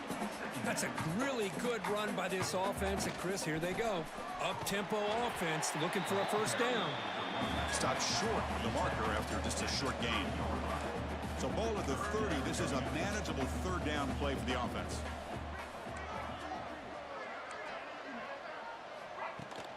They'll try and run it. And here's the running back. He's going to lose ground on the run, and now it brings up fourth down. And the Rebels will bring their punt team on the field now. And he'll kick it away now for the second time. And the returner will be brought down. And here comes the Colorado offense back out on the field. They'll come up in Wildcat formation. Let's see what the call is. And it's a direct snap. Defense ready for the Wildcat. Just a short gain.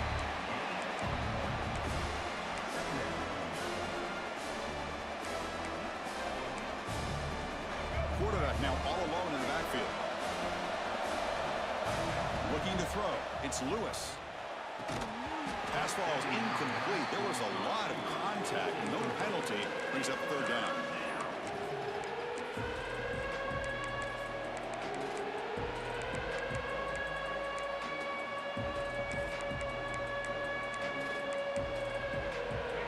They come to the line. A long way to go for the first down, but needing this crucial conversion right now.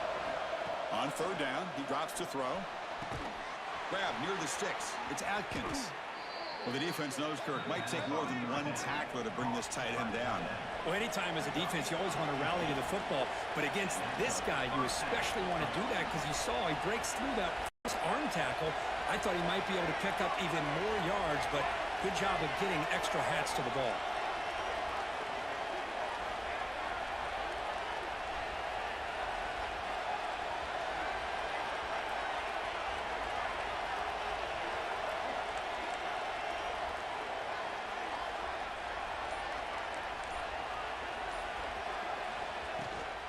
From the shotgun now, here's a handoff inside. They get him to the ground, but it's first down now at the 28.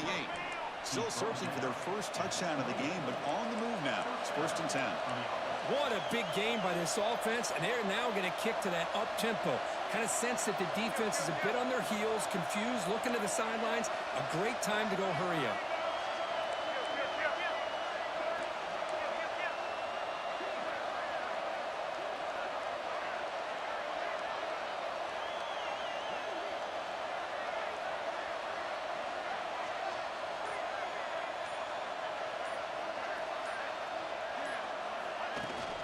They'll run it from the gun.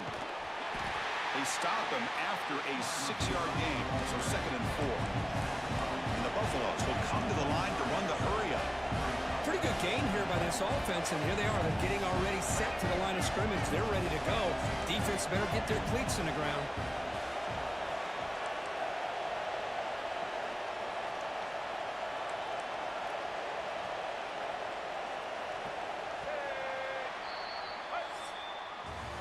As we take a break to flip ends of the field, let's take a quick look at the current national rankings.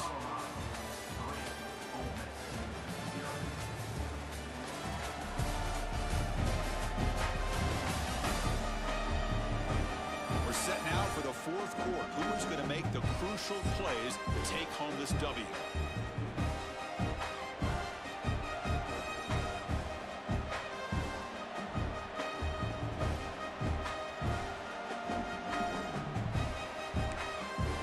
Here we go. First play of the quarter. Offense setting up for a second down play. Chewing clock with the running game. And that's a good, nice, crisp run for a first down. Don't forget, good blocking up front by the big fellas. And this running back just seems to have a nose for that first down marker. A few more runs like this, and he's going to be getting into a rhythm for sure. They come to the line in the Wildcat formation. Defense got to be on alert here. Direct snap. He'll avoid the big hit with the slide. And now it's the defense that calls timeout here, trying to get organized and preserve as much clock as possible. They'll come up in Wildcat formation. Let's see what the call is. That now goes in motion. Defense will have to adjust. He'll avoid the tackle there with a slide. And now a timeout taken by the defense, trying to preserve as much clock as possible for their offense. Crucial third down coming up in the red zone. Can he keep the drive going, or will they have to settle for 3? QB keeps it himself. Good call here by the offensive coordinator. Go with quarterback sneak here on 3rd and inches, and he's going to get the first down. It's a great time to catch the defense off guard. Get up to the line of scrimmage quickly, get the lineman down, quarterback under the center, quick snap, and get the yardage you need for the first down. They come to the line in the Wildcat formation. Defense got to be on alert here. Back in motion now. And it's a direct snap. This play is blown up. The defense all over him. The Wildcat look backfires that time. So the clock stops as we head into the final 2 minutes of play here. This defense needing to step up and make a play now.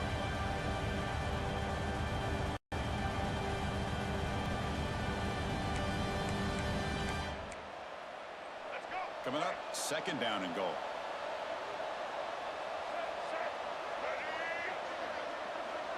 Dropping back, it's Lewis. Makes the grab on the move. Brought down at the 3 after the completion. The offense really threatening now. Well, that completion gets them a little closer. Quick decisions needed here, especially with third down coming up. The offense still looking to score a touchdown for the first time. Now it's 3rd and goal. Looking to the end zone, and it's caught. Touchdown, Buffs. Well, that's why you practice right there, Chris. This offense had the pressure, the game on their back. They deliver, they get a touchdown, and now make this a 2-possession game with under 2 to go. Like their odds of closing this game out.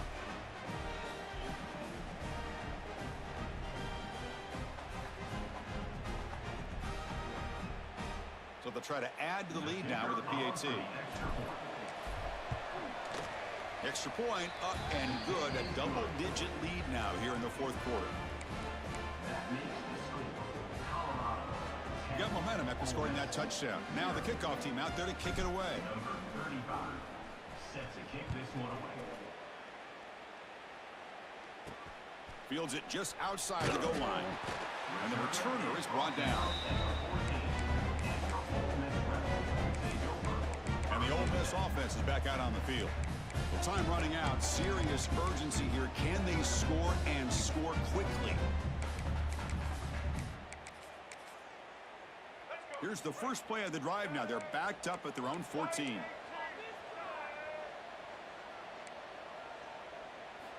First down, looking to throw the ball. Grab down the middle. It's Wallace. They get him down quickly. Not much of a gain on that completion. They'll hurry to the line here with the clock running. Quarterback wants to throw it on second down. Caught over the middle. It's Wallace. Tackle made after a big gain. First down, clock stops for a moment, but no huddle here. They've got to hurry. They come up and quickly spike it, stopping the clock. The ball on the clock is stopped. No gain on the play. Brings up second down.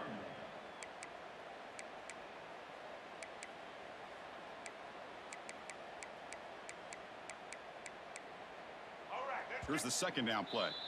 Timeout called by the defense. They'll go to the sideline and try to adjust. That's their first timeout.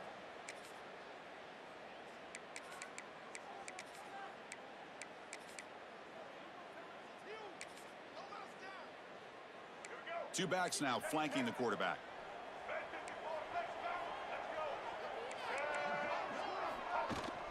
From the shotgun, it's a handoff. Try to run it up the middle, but get nothing. They crank up the tempo here for this important third down play. Dropping back, looking to throw for the first down. Delivers quickly to the left side. Deflected, and the defense forcing the incompletion brings up fourth down. Well, that's not what you want to see as an offense when you're trailing late in a football game. An incompletion on third down and long. Hey, it's a bit of a risk, but with that clock looking the way it looks right now, I think you got to go for it here and hope to convert on fourth and long. And he goes out of bounds, but did not make it to the marker, about a yard short. And the Colorado offense is back out on the field. Up by 2 possessions here. They have a chance to put the game on ice right now. Here comes the opening play of the drive. They begin at their own 45-yard line. Back to pass. It's Lewis. Makes the grab. It's Gibson. And a nice first down gain there. They get him down, but very close to the first down marker. The Buffaloes come to the line in the hurry up. Second down, looking to throw it. Grab down the middle. It's Gibson. They make the tackle, but that's enough for a first down, and that should do it. Quarterback making adjustments that the defense is showing. With the catch, it's Brown. They stop him, but it's a first down, and that should be ball game. And a timeout is taken. Just 3 seconds left. Time for one last play. Coach electing to go for a field goal attempt. He connected with his first attempt. This one is from 37 yards out.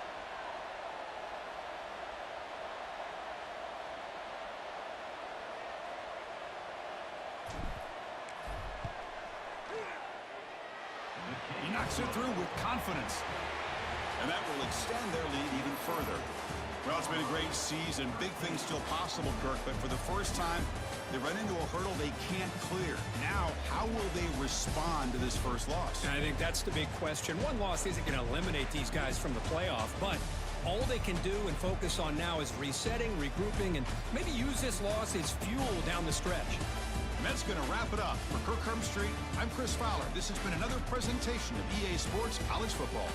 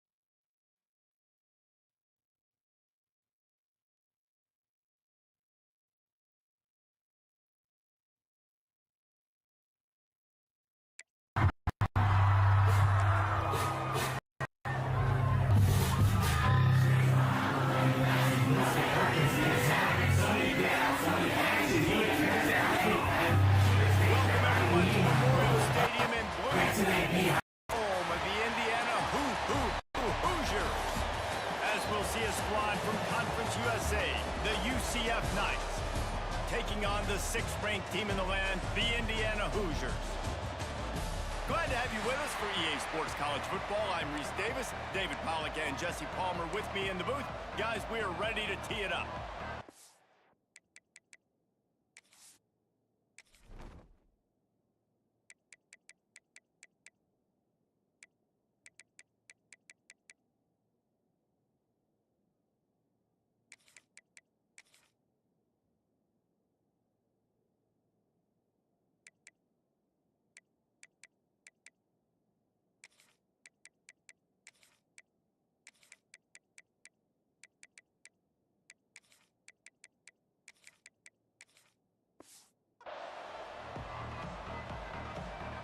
The Knights will boot it away to start the game.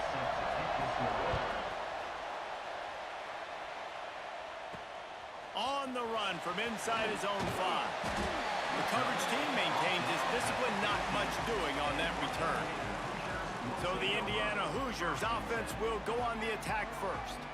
This is a big-time quarterback that we're going to be seeing today, but getting the job done against a defense like this, what words of wisdom do you have for him, Jesse? Well, I think you've got to prepare like you've never prepared before, and that's one thing he told us. He spent extra time in the film room. He spent extra time on the field after practice all week because I think he understands the challenge that lies ahead of him. He knows this is easily the best defense that they faced this year, so we're going to put his skills to the test in this one.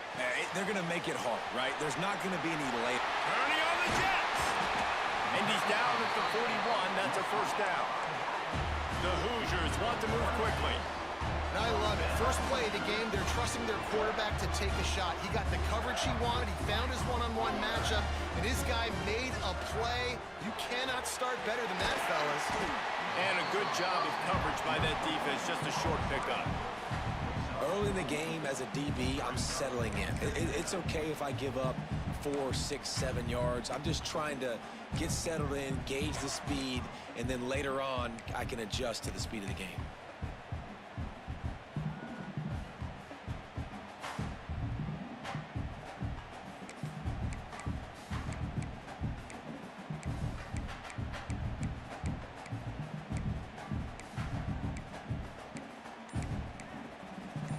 Here comes the offense on 2nd down.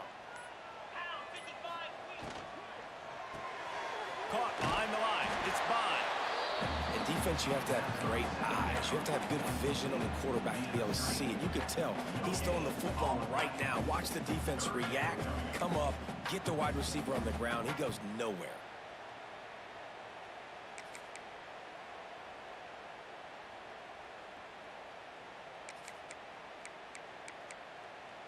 Third and short now. They snap it from their own 46.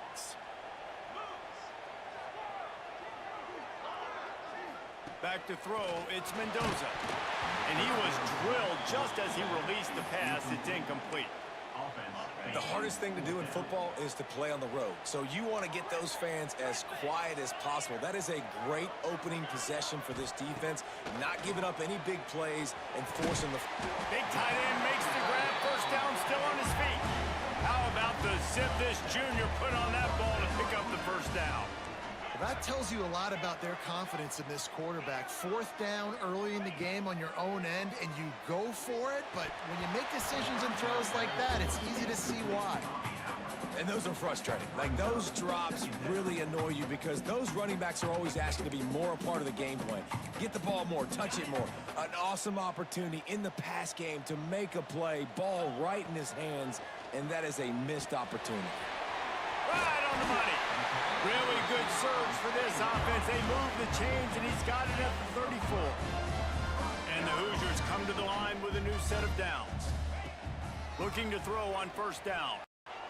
Throws to the tight end. Makes a connection.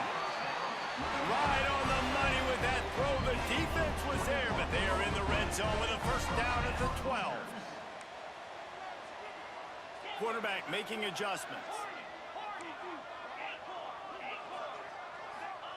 Wants to throw on 1st down. He's got it on the run. Couldn't quite nudge it in. Not sure you could get much closer, but it'll be 1st and goal. The Hoosiers racing to the line in the hurry up. How about this on 1st and goal to give to the wide receiver? And he takes it in for the score. Touchdown, Indiana!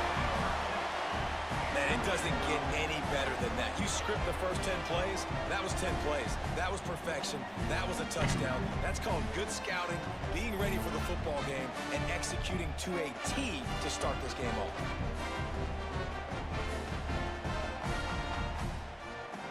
Getting ready for the extra point after the first score of the game.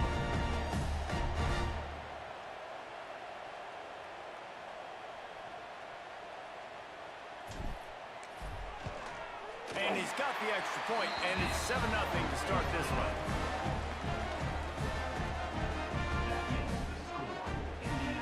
Kickoff unit on the field, and this defense will be called on to protect this lead.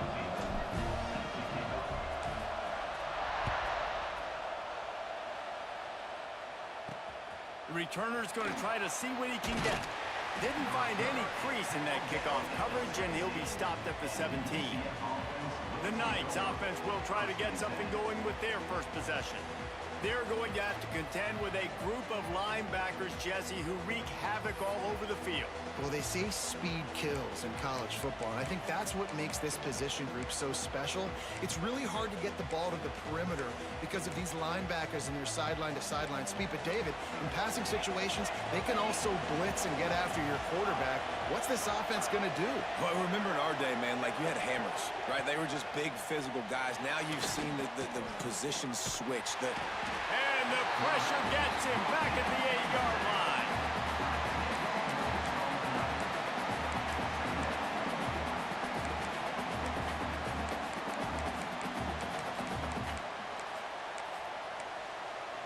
As they get set to snap it, just about to reach the end of the quarter.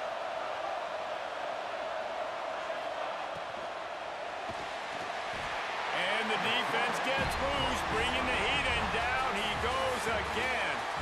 We reach the end of the period. It's Indiana on top. And we've come to the end of the first as we take a moment to check out the stats so far. Now to see if these guys can get back in the game in the second quarter.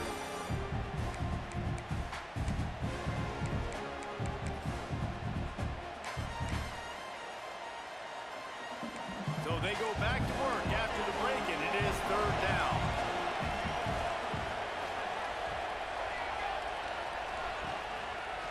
On the ground, it's Montgomery. Absolutely nowhere to go as this defense makes a 3rd down stop. Awesome job up front by this defensive line, being so good at the point of attack and eating blocks, eating some double teams that allows these linebackers to run free, unencumbered, and get to the football. Sometimes avoiding disaster is the best thing. The punter just gets it out of there. And the punt team able to smack him to the ground. Indiana sends the offense onto the field. They unleashed an aerial assault last time that took them right to the end zone, David. So, Reese, with that drive, I think you've accomplished something you wanted to accomplish. Make this defense think. You put them back on their heels. Now, shoot, Palmer, you might be able to slip a few runs in on this drive to really jack them up. Yeah, I like that idea, but I also like the fact that speed kills, and they've got it at the receiver position. So if you got one-on-one matchups, man, take advantage. Try to make up for some of that lost ground on 2nd down. Looking downfield, it's Mendoza. Here's a heat. Nothing to do with the football, and he just throws it away. It'll be 3rd down. And that goes down as an incompletion, but that's a smart play. And the QB coach and the OC will be very happy with the decision of the quarterback. He got outside the pocket. He obviously was he's outside the tackle box as he knew he could throw it away as long as he got it past the line of scrimmage. Nothing there, nothing open. Live to fight another down. He's going to come up a couple of yards short of the 1st down. This is makeable field goal range here, but it looks as if they'll go for it on 4th down.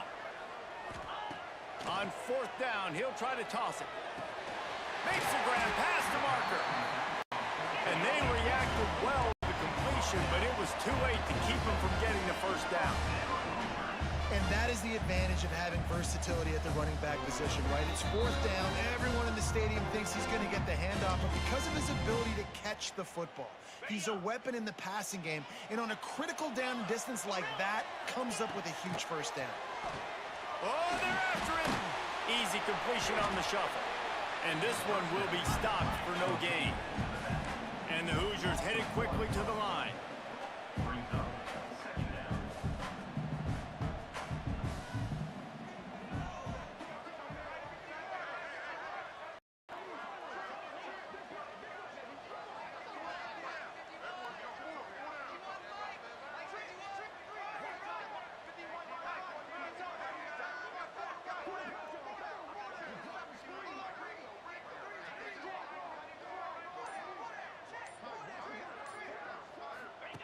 Gonna look downfield again.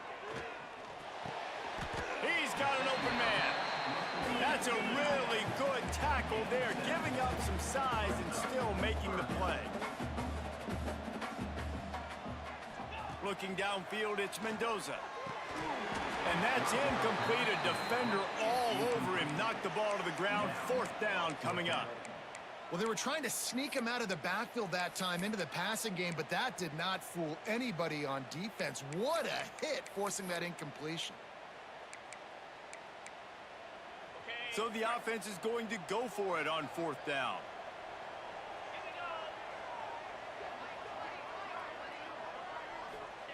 He'll try to throw and pick up the first down. Converts on fourth down. Still going. That'll be enough for the first down, and now they've got it at the 15-yard line. Looking to throw on first down. Tight end finds a soft spot. That completion will take them inside the 10 to the 9-yard line. Nice quick throw there, and it's so important for quarterbacks to be able to find a rhythm and to be comfortable and confident. You want to just get the ball out quickly, make it an accurate and easy throw, and you can tell that these two guys, they rep that play in practice all the time, and it's now showing up here on game day. Second down coming up on this red zone opportunity.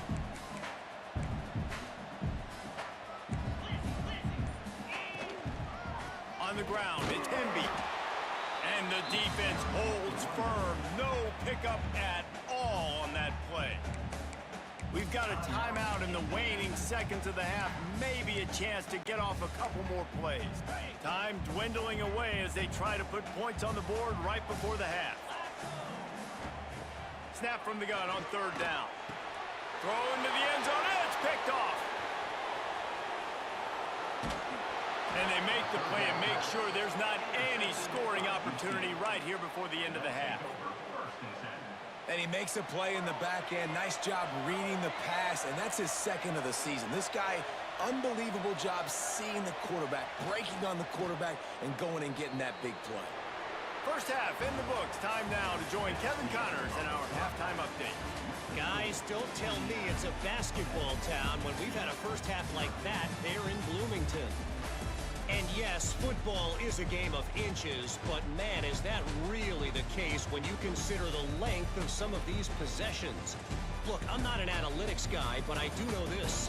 The team that sustains drives and just moves the sticks might be the team that comes out on top today.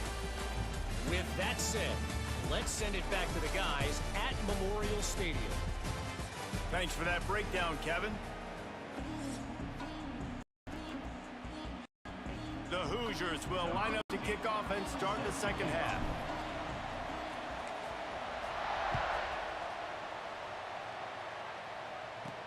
He'll bring it out from inside his own 10. And the return man is stopped, and that'll leave it up to the offense on the next drive. Now the UCF offense ready to go back to work. They start this third quarter one-possession game and hoping to get an early drive going.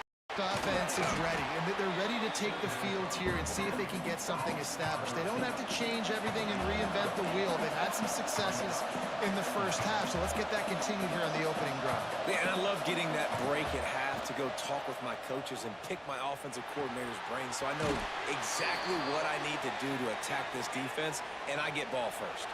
The Knights want to crank the tempo. And you'd like to see the defense play a little bit tighter on those short yard situations. They give up the first down, and they better get ready because you can tell they're right back on the ball to run another play. Got stuffed on first down. It's 2nd and 10. Now, this Hoosier defense had a complete 180. They went from 101st in points allowed to 6th in just 1 year's time, thanks to new scheme, new staff, new players. David, how rare is a turnaround like this? It's extremely rare, but the system was good because the coach came with them, right? They brought a bunch of guys from JMU, and Kamara having a guy. Oh, he's got some space. Nifty little scamper on this one. Enough for the first down, and he slides in safely. And that's a pretty good job by this defense. You force them into 3rd and medium. Now you get a situation where you're playing pass, but, man, got to do a better job of keeping that rabbit in the cage. Don't let him outside the pocket because when he does, you see right there, he chews up 10 quick and gets that 3rd down conversion. So now it's 2nd and long.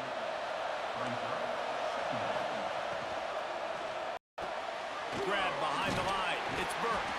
They stop him almost immediately. Short gain there, and still a little ground to cover to pick up the first. The Knights come to the line on 3rd and short, looking to keep this drive moving. Slings it downfield. Makes the catch. It's Thomas. Brought down just outside the red zone. He moves the chains. It's at the 22. Here's an opportunity for this offense in search of its first touchdown. It's 1st and 10. Finding an escape route. QBs that can run completely change your game plan. I mean, every single bit of it. You have to understand now as a pass rusher, I got to keep him in the pocket. I got to understand all the zone read concepts. And he's going for the goal line. I got to be honest, I am shocked at just how well the defense has played in this game, especially stopping the run. We talked about statistically how they've struggled this season, but they have put the clamps down in this one, and they're just playing with a ton of intent. And he's loose, and he'll take it to the house. Touchdown, UCF! A methodical drive, soul-crushing, spirit-breaking, and it ends in a touchdown. And listen, I know everybody wants the big plays, the big, long touchdowns and all that stuff, but putting a drive together like that is very difficult to do time and time again, and it's demoralizing for the defense. Great drive by the offense. And here's the return. Good job by the coverage unit to stop the return man. Indiana has the ball back, and the Hoosier offense comes out ready to go. And points have been hard to come by in this one. They'll try to put together a drive. Looking to pass. It's Mendoza. The short hands. It's Hemby. He gets it up across the 20 to the 22 before he's pushed out of bounds. Listen, running backs are not just running backs anymore. You're going to be a wide receiver in today's football, and a great job sneaking out of the backfield, getting the football, letting them get some positive yards. Snagged in the middle. It can be. That'll be good enough for a first down. They'll mark it at the 30. Nice job by the running back, catching the football and understanding where the first down marker was. I got to go get that first down. He did a nice job of it. We've reached the end of the 3rd quarter, and we have a potential classic on our hands, all tied up as we take a peek at the stats.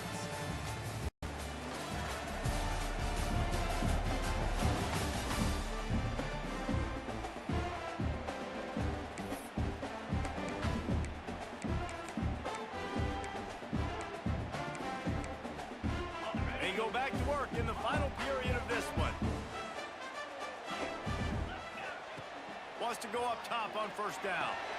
Pulls it in. It's Becker. He'll be stopped at the 41, but give him 10 on that play. And the Hoosiers have it with a 1st and 10. Looking downfield on first down. Got it in the middle. It's Hemby. Big play for this offense as they get it to the 32. Well, Reese, you and I were talking about this before the game. How is this defense going to be able to deal with all the speed they have offensively? You saw them just rip off a big play. And, Jesse, now their head's spinning just a little bit. Give up a big chunk play, and it's right back at them. Wants to keep it in the air. Got it in the middle. It's Hemby. They make the stop at the 5-yard line, but they've got it first and goal. What a finish we have unfolding here. The offense in the waning moment and a chance to take the lead. A first down run on the doorstep. That is a big win for this defense as they were right there as soon as he got the ball. You just got to wonder how frustrated this guy is, especially after the success he had their last game out, but just nothing going in this one. He has not been able to get himself into a rhythm. There's been way too much penetration up front defensively. They've been able to stop him in his tracks. The defense uses their second timeout of the half as they try to get their act together. The 8th play of the drive coming. You'd hate to settle for a field goal. It's 3rd and goal. They'll go to the ground. They rode their run back, but he could not make it. It'll be 4th down. Timeout is called, and it's the defense wanting to make sure that everyone's on the same page for this big down. Absolutely perfect. Just over a minute to go.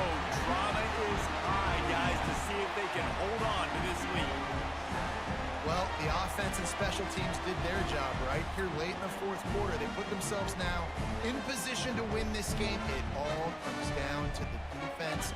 Can they deliver? If they get the stop, they win this game.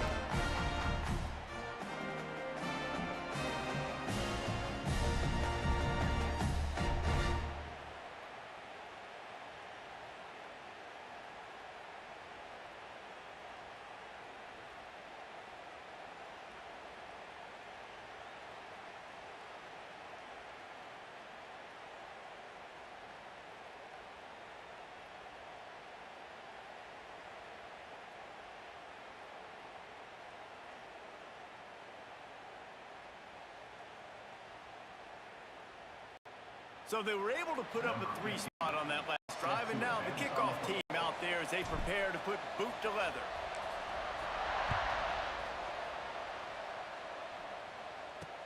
Looks like he's going to try to return it. And they'll get him on the ground as the offense comes out to start the next drive. The UCF offense back on the field, ready to go to work. They haven't really been able to light up this scoreboard, but putting points up would be huge here. The short hands, it's Thomas. He'll be stopped at the 27, but it's a 15-yard gain. They'll hurry to the line with the clock still running. And they spike it and get the clock stopped. No gain on the play.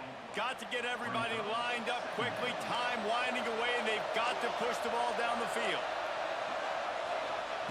Jackson will throw. Grabbed in the middle. It's Thomas. And he'll get it up to the 38. It'll be a first down. Clock stops momentarily for the first down. They'll hurry to the line. No gain on the play. No time to waste here. They've got to get set and pick up chunk yardage. Back to throw, and he needs to make a play. Snagged out of the air.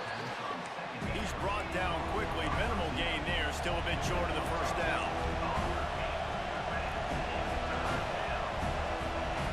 Third down play from the gun.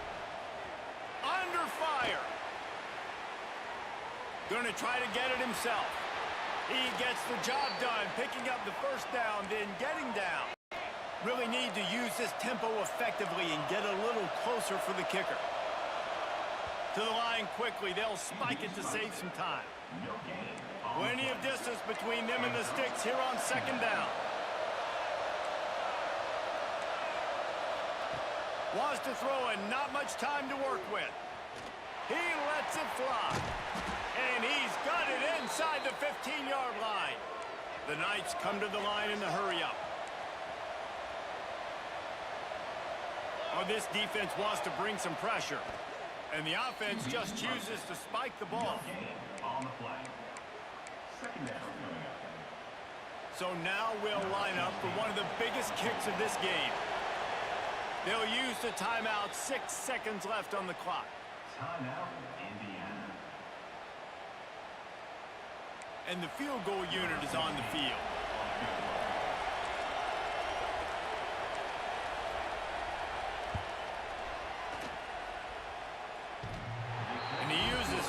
bank shot to knock it off the left upright and get it through somehow. And in the final seconds, guys, they find a way to get it tied. And we're all square as he's set to kick it away. And it'll come out to the 25. No attempt at a return.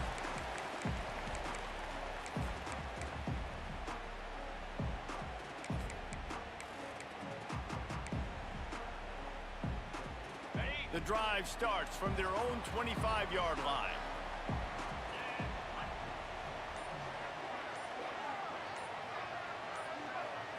Looking to throw, it's Mendoza. He'll loft one deep down the left side. Incomplete, the final play of regulation, and now we head to overtime. 4 quarters not enough to settle this one. We're headed to overtime. And these teams have played so well, back and forth, evenly contested game. How about a little free football, Jesse?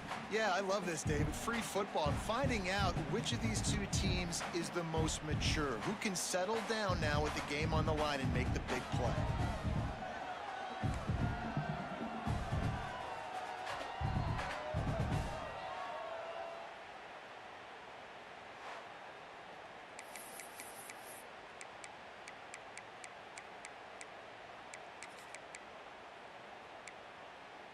They'll snap it from the 25 here on first down. Making side adjustments here. To the air on first down. Finds his man. It's Hemby. Dragged down, but they'll move the sticks for a first down. First and goal as they try to jump on top here in overtime.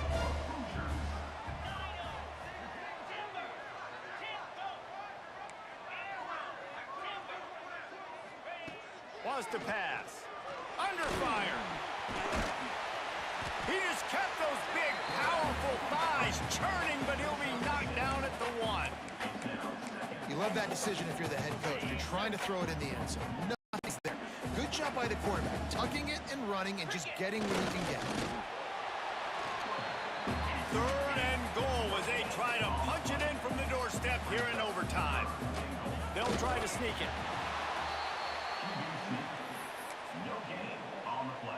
Not even a thought to take the field goal. They're going for it on 4th and goal.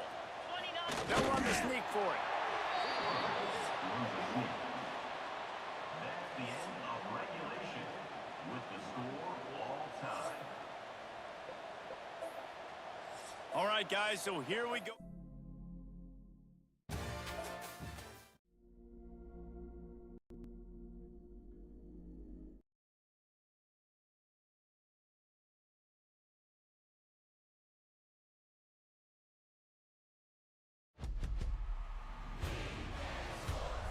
It's in the game.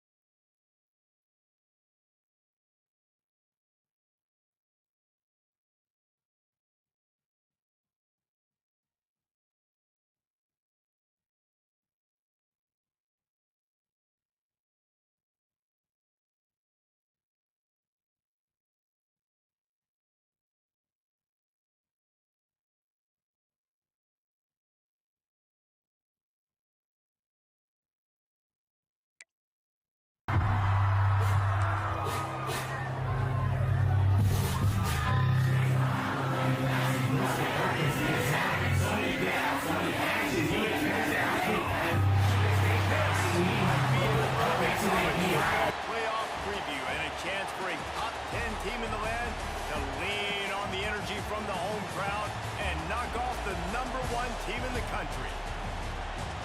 Welcome to the home of the Ohio State Buckeyes, Columbus, Ohio, and the old horseshoe on the banks of the Olentangy, as we'll see the #1 team in the country, the Miami Hurricanes, taking on last year's national champions, the Ohio State Buckeyes.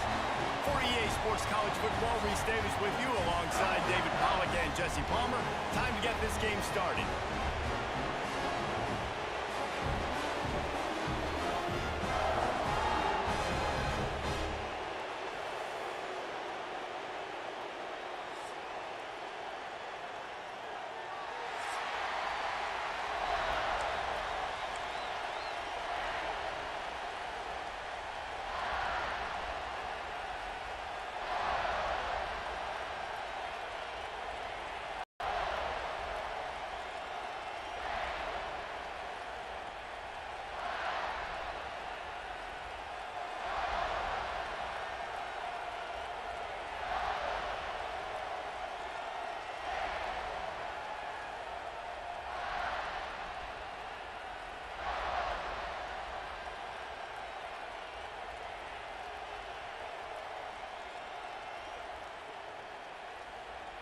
The Hurricanes will kick it off to get us underway.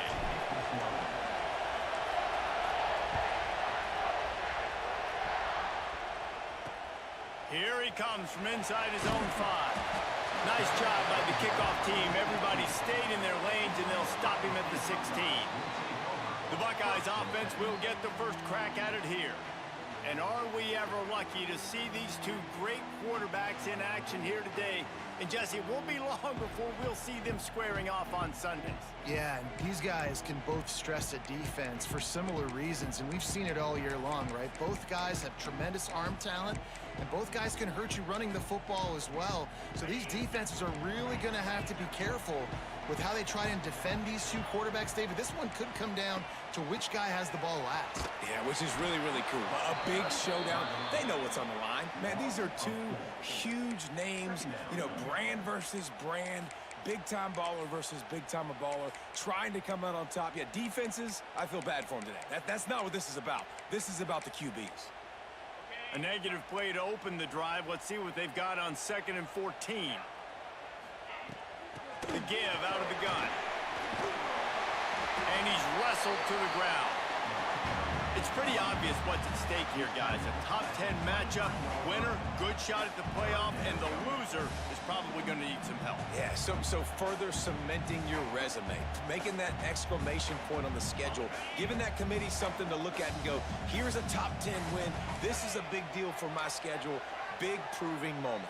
And that's why you play football for one of these two programs, for games like this, for the opportunity to reach the college football playoff. You knew these two teams were on a collision course.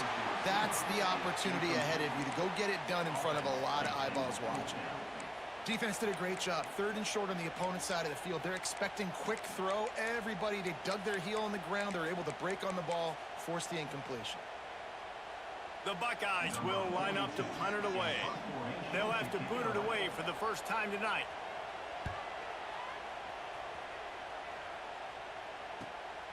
Hauls it in, looking for space.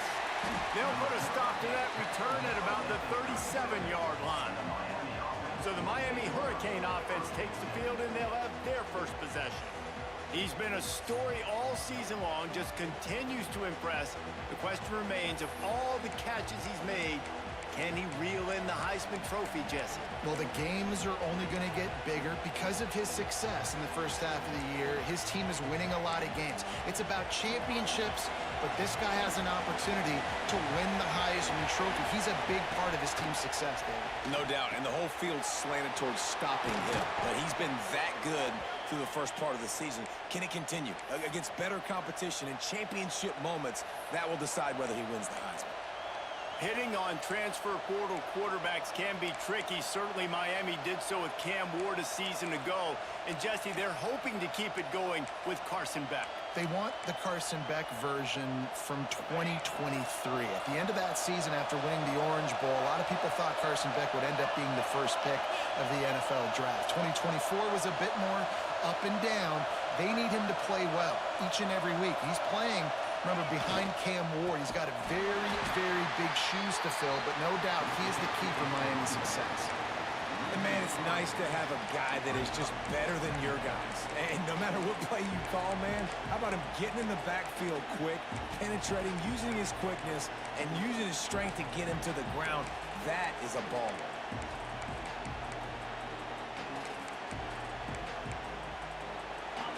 This crowd bringing the energy and noise early.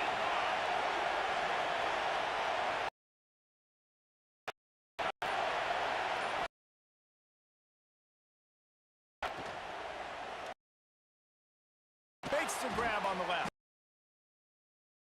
They'll mark it at the 39 before he goes out of bounds.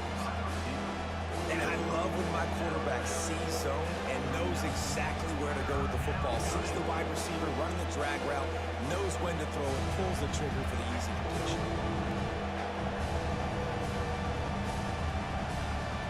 Hang on, Swoopy. The Buckeye crowd alive on third down. Looking to throw for it. And this is going to be incomplete on third. And this offense stays aggressive and they pass the football. I think you can always look back and say, third and short, I'd love for you to run it, be the more physical team. But nice job sticking up and bowing their necks for this defense. So the offense is going to go for it on fourth down. Quarterback may change this route. On fourth down, going to the air. Gets it out fast. He's brought down, but it'll be enough for a first down. And the Canes come to the line in the hurry-up. You don't see a ton of wide receivers come in as true freshmen and just take over the game and be the best player on the field. And he's done that. There he goes. He's finally shoved out of bounds at the 23-yard line, and a big pickup on that one. And I tell you what, all this spread offense, man, it's really accentuated receivers in so many different shapes and sizes. But this guy, they're going to find him. They're going to find him early. They're going to find him often. He's made so many plays throughout the season and really been the feature of this offense. And this dude has worked his way. He might get a trip to New York as a wide receiver. That is not normal, and neither is this dude. It's been a defensive battle through the first period, and the stats tell that tale.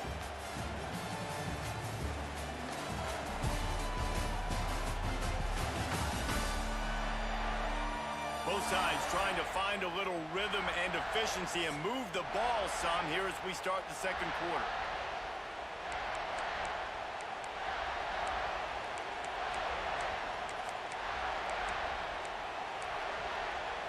First play of the period, first down here.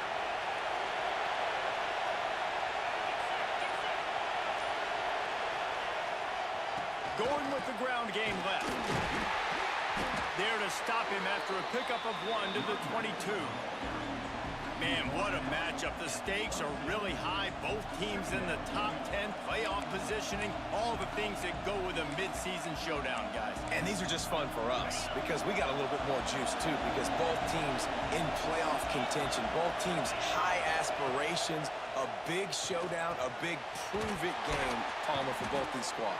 And it's been fun because these two teams seem to be revving up right at the right moment. They've gotten better and better as the weeks have progressed, and now we've got this major clash, head-to-head in front of the entire country, all eyes watching.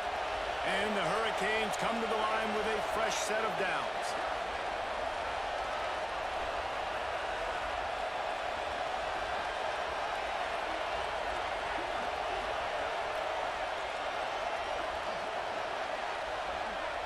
We'll take a quick break as we have reached the final 2 minutes of the first half.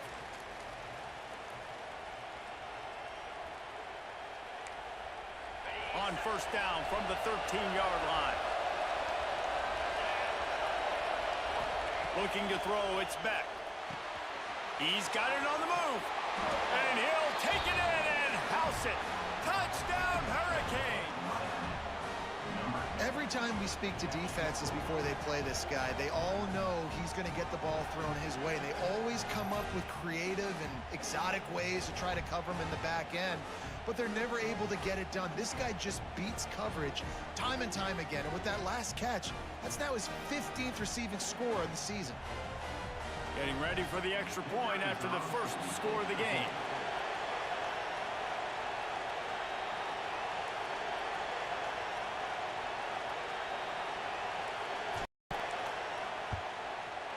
Oh, how could that happen? He misses the extra point. So the touchdown drive goes 63 yards. And they finish it by firing one in from the 13 for the score.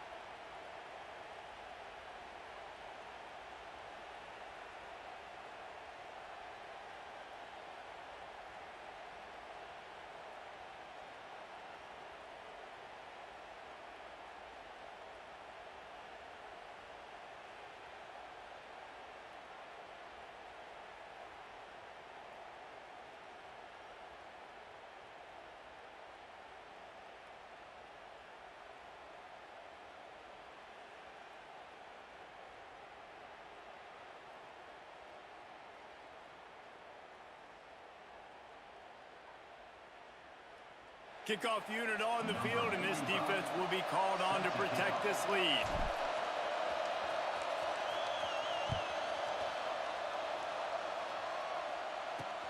He'll take the return and try to improve the field position.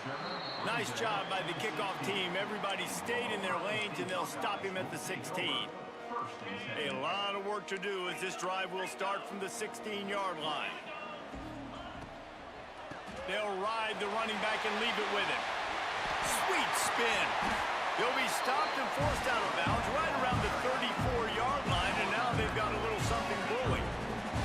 Lining up from the 34 on first down. Might as well run him until they stop him. He's got it again. And he never had a chance. Just stopped cold as soon as he got it. Back to pass. It's Sayin. Fires to the wideout. Rolls it in. Turning it on. He's pushed out of bounds inside the 40 and the 38, and these guys are on the move. Whole situation changed after that last big play. Now it's 1st and 10 from the 39. Caught in the backfield, it's Smith. And the defense holds firm. No pickup at all on that play. Plenty of work to do here on 2nd and long. Back in motion, try to clear the picture. Bring in the heat. And that's going to be incomplete. A lot of contact on the play, but no flags. It'll be 3rd down. And now let's see if the offense can bail itself out after the 2nd down misfire. On 3rd down, he'll try to pick it up through the air. Oh, he dropped it. That deep ball was right on the money. You just have to make that catch. I'll tell you what, to get home to the quarterback and force pressure while just rushing 3 allows your back end to cover so much space. Now you got 8 guys in coverage. It makes you really dynamic in the back end of your defense. And he's got it from 57. What a beauty. And let's check in with Kevin Connors in the studio. Kevin? Hey, guys, let's take a look at what's happening in a great top 25 matchup. Arizona is ahead in this one. This team plays a fun brand of football there in Tucson, but they're a long way from closing this out. They're up by 11 over Cincinnati. We'll circle back. If anything big happens, you should know about in this one, the Big 12, or anywhere else. Ben?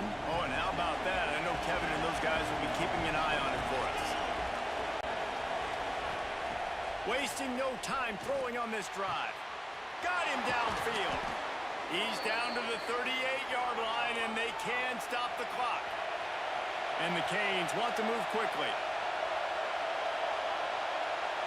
To the air, it's Beck. Makes the grab.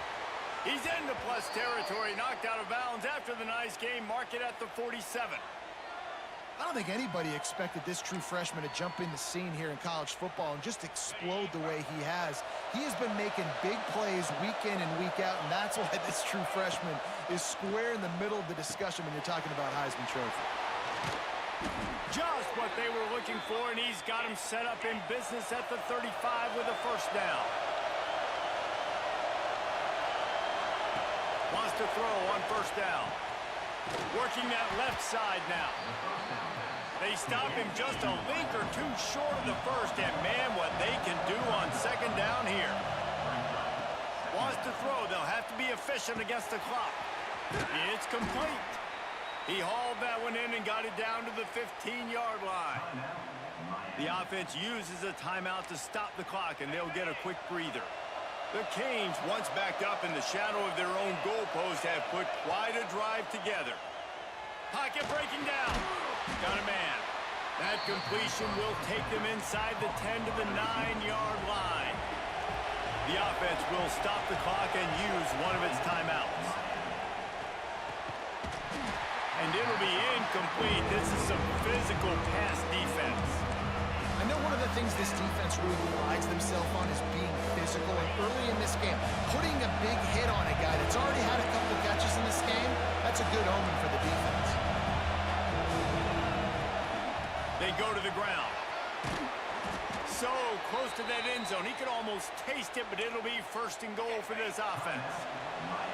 Just a few seconds remaining here as they try to put something up before halftime. Touchdown, Miami! Fitted in the window for the score. Man, what great offensive execution. You talk about addressing a 2-minute situation and using almost all of the clock, adding to your lead and creating more momentum going into the half. Great execution by this offense. And he knocks the extra point through the uprights.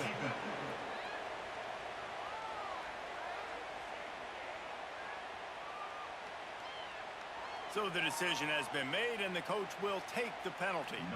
So here comes the kickoff after the touchdown, and the last thing you need right before the half is to give up a big return. No chance to return that one. A booming kickoff out of the back of the end zone. It's a touchback. Just 9 seconds to go in the half. Let's see if they try to get another one. They'll leave it with the lone back. Picks up the first down, still moving. We've got a timeout in the waning seconds of the half. Maybe a chance to get off a couple more plays. One more snap coming before halftime. Defense dropping into soft coverage. Trying to make magic on the scramble. And he gets out of there and gets some yardage and gets down without taking any punishment. That's going to wrap up the first half here, and now we join Kevin with the halftime update. Guys, who's had a better seat there in Columbus for an entertaining first half than you? And there's no more fitting place to begin than with this stud receiver and how he's dominated the first half. Some guys have the ability to elude and evade. This young man is a true three-level threat. Short passes, the intermediate game, and in the deep ball, he is a problem. And I don't think this defense has the solution. Time to put an end to the speculation and find out. They're inside the horseshoe. Thanks for that halftime report, Kevin.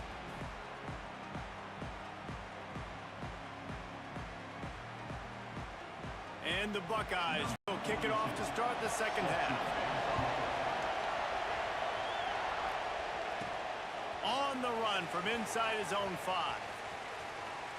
He's forced out of bounds at his own 19-yard line. An excellent job of coverage on that one. Here comes the Hurricane offense looking to gather a little more strength.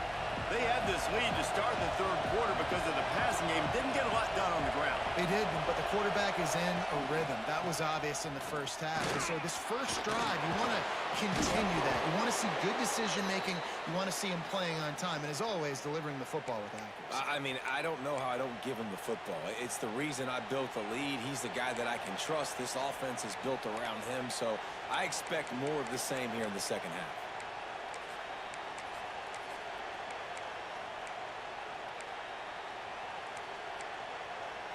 It'll be 1st and 10 from the 30.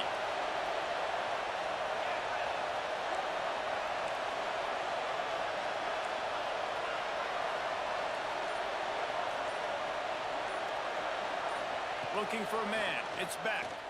Under fire. It's caught. It's a nice play call there. You've got 2-possession lead. You're trying to keep the defense guessing, right? Because you've got that lead. They know you're going to run it, but you still have got to be able to sprinkle in some shot plays and some vertical throws. That was really, really good thinking on that last play call by the offense. And maybe he'll get back to the line of scrimmage, but no more than that. No gain on the play. Second down. Behind the chains now on 2nd and long.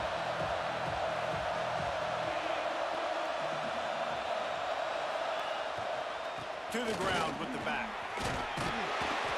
A pickup of 8 now to convert this 3rd and 2.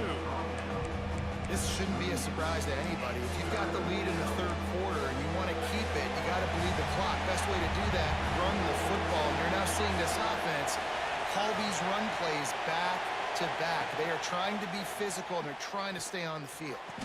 All kinds of room to throw that one in there. The Hurricanes racing to the line in the hurry-up.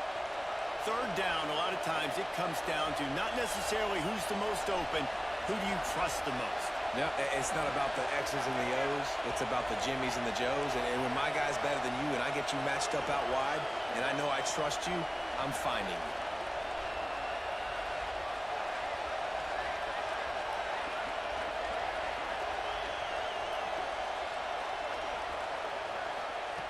Looking to throw on 1st down. Snagged out of the air. That completion gets them inside the 10, and the defense is running out of room to defend. And the Canes line it up with a 1st and goal. Looking downfield, it's Beck. Wide out trying to get it in. And he cruises his way to the house. Touchdown, Canes! The mantra is always finish, and they're trying to do that here in the regular season with this Week 12 performance. A remarkable grab just keeps piling up scores. I'm about to say remarkable day. I mean, a remarkable career. Goodness gracious. This is a day that you just dream about having. You have these days in high school, but not in college. You're like, dang, this is as good as it gets. Nobody can stop him. He's absolutely in the zone. And he'll return it and try to get behind his blockers. And the returner will be brought down.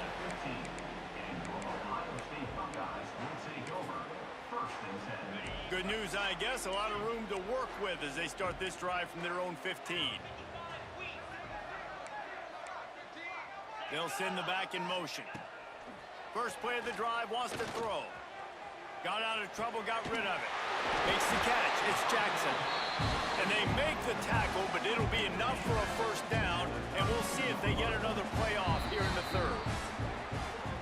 We've reached the end of the quarter, and Miami is on top. Let's take a quick look at the national rankings to see how this playoff race is shaping up.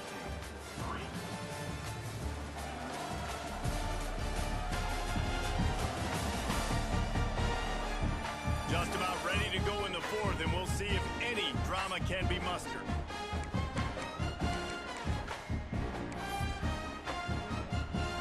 So 1st down, we'll open up the final period. They'll try the run, and this one will be stopped for no gain. They're dealing with a 2nd and long. This Hurricane defense has been an impenetrable wall all day, not moving an inch against these guys. And it's a complete effort, Reese. It's the front. It's the defensive line owning the work up front. It's the linebackers running. It's the secondary all working together, reminiscent of the 2001 Miami defense. Under 10 points a game, putting together a performance. It's complete. Just making a play, getting it to the 23-yard line. It'll be 1st down. And that's the first time the big fella's made a play. Right? This offense is built around his dynamic playmaking ability. That's usually a big part of what they do. It's not a surprise that they're losing in the 4th quarter because they haven't gotten him involved yet. He wants to throw it again. Under fire. And the Heat will get home, and the quarterback goes down at the 17. 2 minutes minutes now left in this one, and time is running short if they want to find a way to pull this one out. The give to the tailback. Runs through the tackle. He'll be run out of bounds at the 13. Seventh play of the drive coming up, but a long way to go on third down. Dropping back, it's Sayin. It's complete. And he will score. Touchdown, Ohio State. The one thing you know about this offense, they're going to keep fighting, right? They're down on the scoreboard right now, but they're trying everything they can. Nice job there, finding a way to score that touchdown. And listen, we've seen crazier things happen before in college football. This thing ain't over until there's zeros on the clock. Timeout called here by the defense. It's their first of the half. They are running out of time here. They need to get the ball back. They'll line up for the onside kick. Not much drives more anxiety than waiting to see if the hands team can corral the onside kick, and they do. And here comes that Miami offense back onto the field. And as we get later in this game, Jesse, you want to keep moving the ball and being aggressive, but don't turn the thing over. So how about getting the running game going right here, David, on this drive? Let those big fellas up front get some push, bleed the clock, move the chains. Yeah, no need to get greedy. I know the passing stats and you want to score, but you're right. The clock right now is your friend with a two-possession lead. Ordinarily on 2nd and 10, you might look past, but here you just want to keep that clock moving.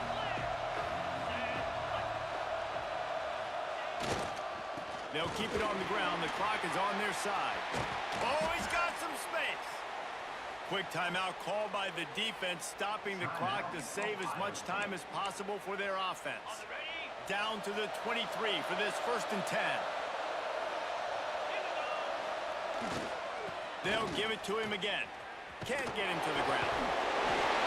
And that defense just ran through that offensive front. He broke a couple of tackles, but nowhere to run.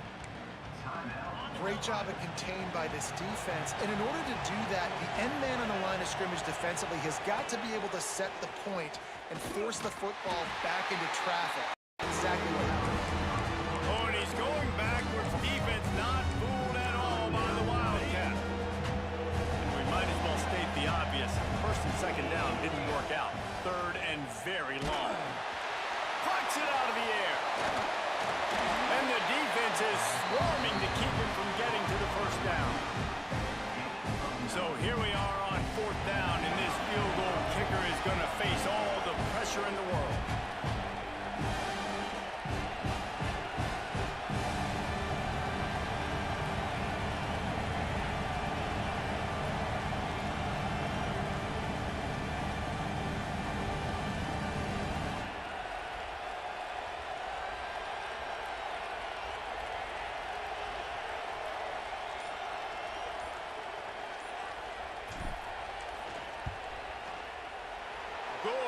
Right down the boulevard. And now the lead is even bigger. I really like the decision by this offense because now they got to score 2 touchdowns. Time is not on their side. I can stay very, very conservative. Use that clock. I like the decision by this offense. And he takes this from inside the 5. And the coverage team gets the returner on the ground. The Buckeyes roll that offense back out there. This drive will open from the 15. Last time they had it, they were backed up in their own end, marched right down the field and scored, and now they'll try to do that once again. Fierce the pressure. And it's incomplete. They were looking for the huge gain on 1st down. Try to make up for some of that lost ground on 2nd down. Dropping back, it's Sayin. He's taking a deep shot late in the game. Time is not on their side right now. They can't afford too many more incompletions like that. They need to come up with some connections, and they've got to score points. They've got to get this passing game going now. This defense has kept them backed up. Now one more stop, and they can get off the field on 3rd and long. He's taking a deep shot, and they can't hook up on the big play, and that brings up a 4th down. No sign of the punt team as they will go for it and try to move those chains. Defense gets the timeout called. 20 seconds left on the clock.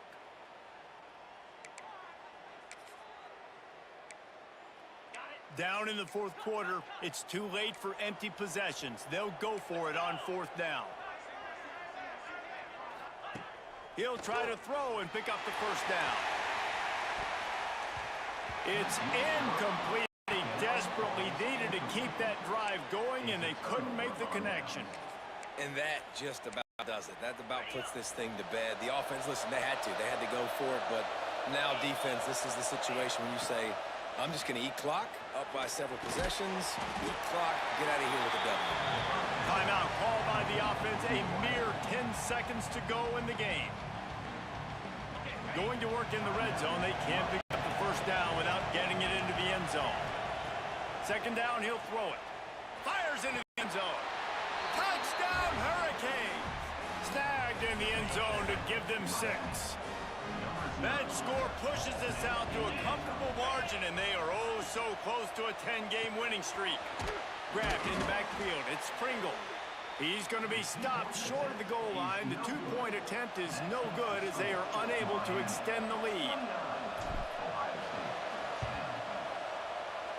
Few anxious moments there, but the hands team true to its name as they make the grab and get the ball. He's brought down, but there's a flag on the play. Let's see if it stands.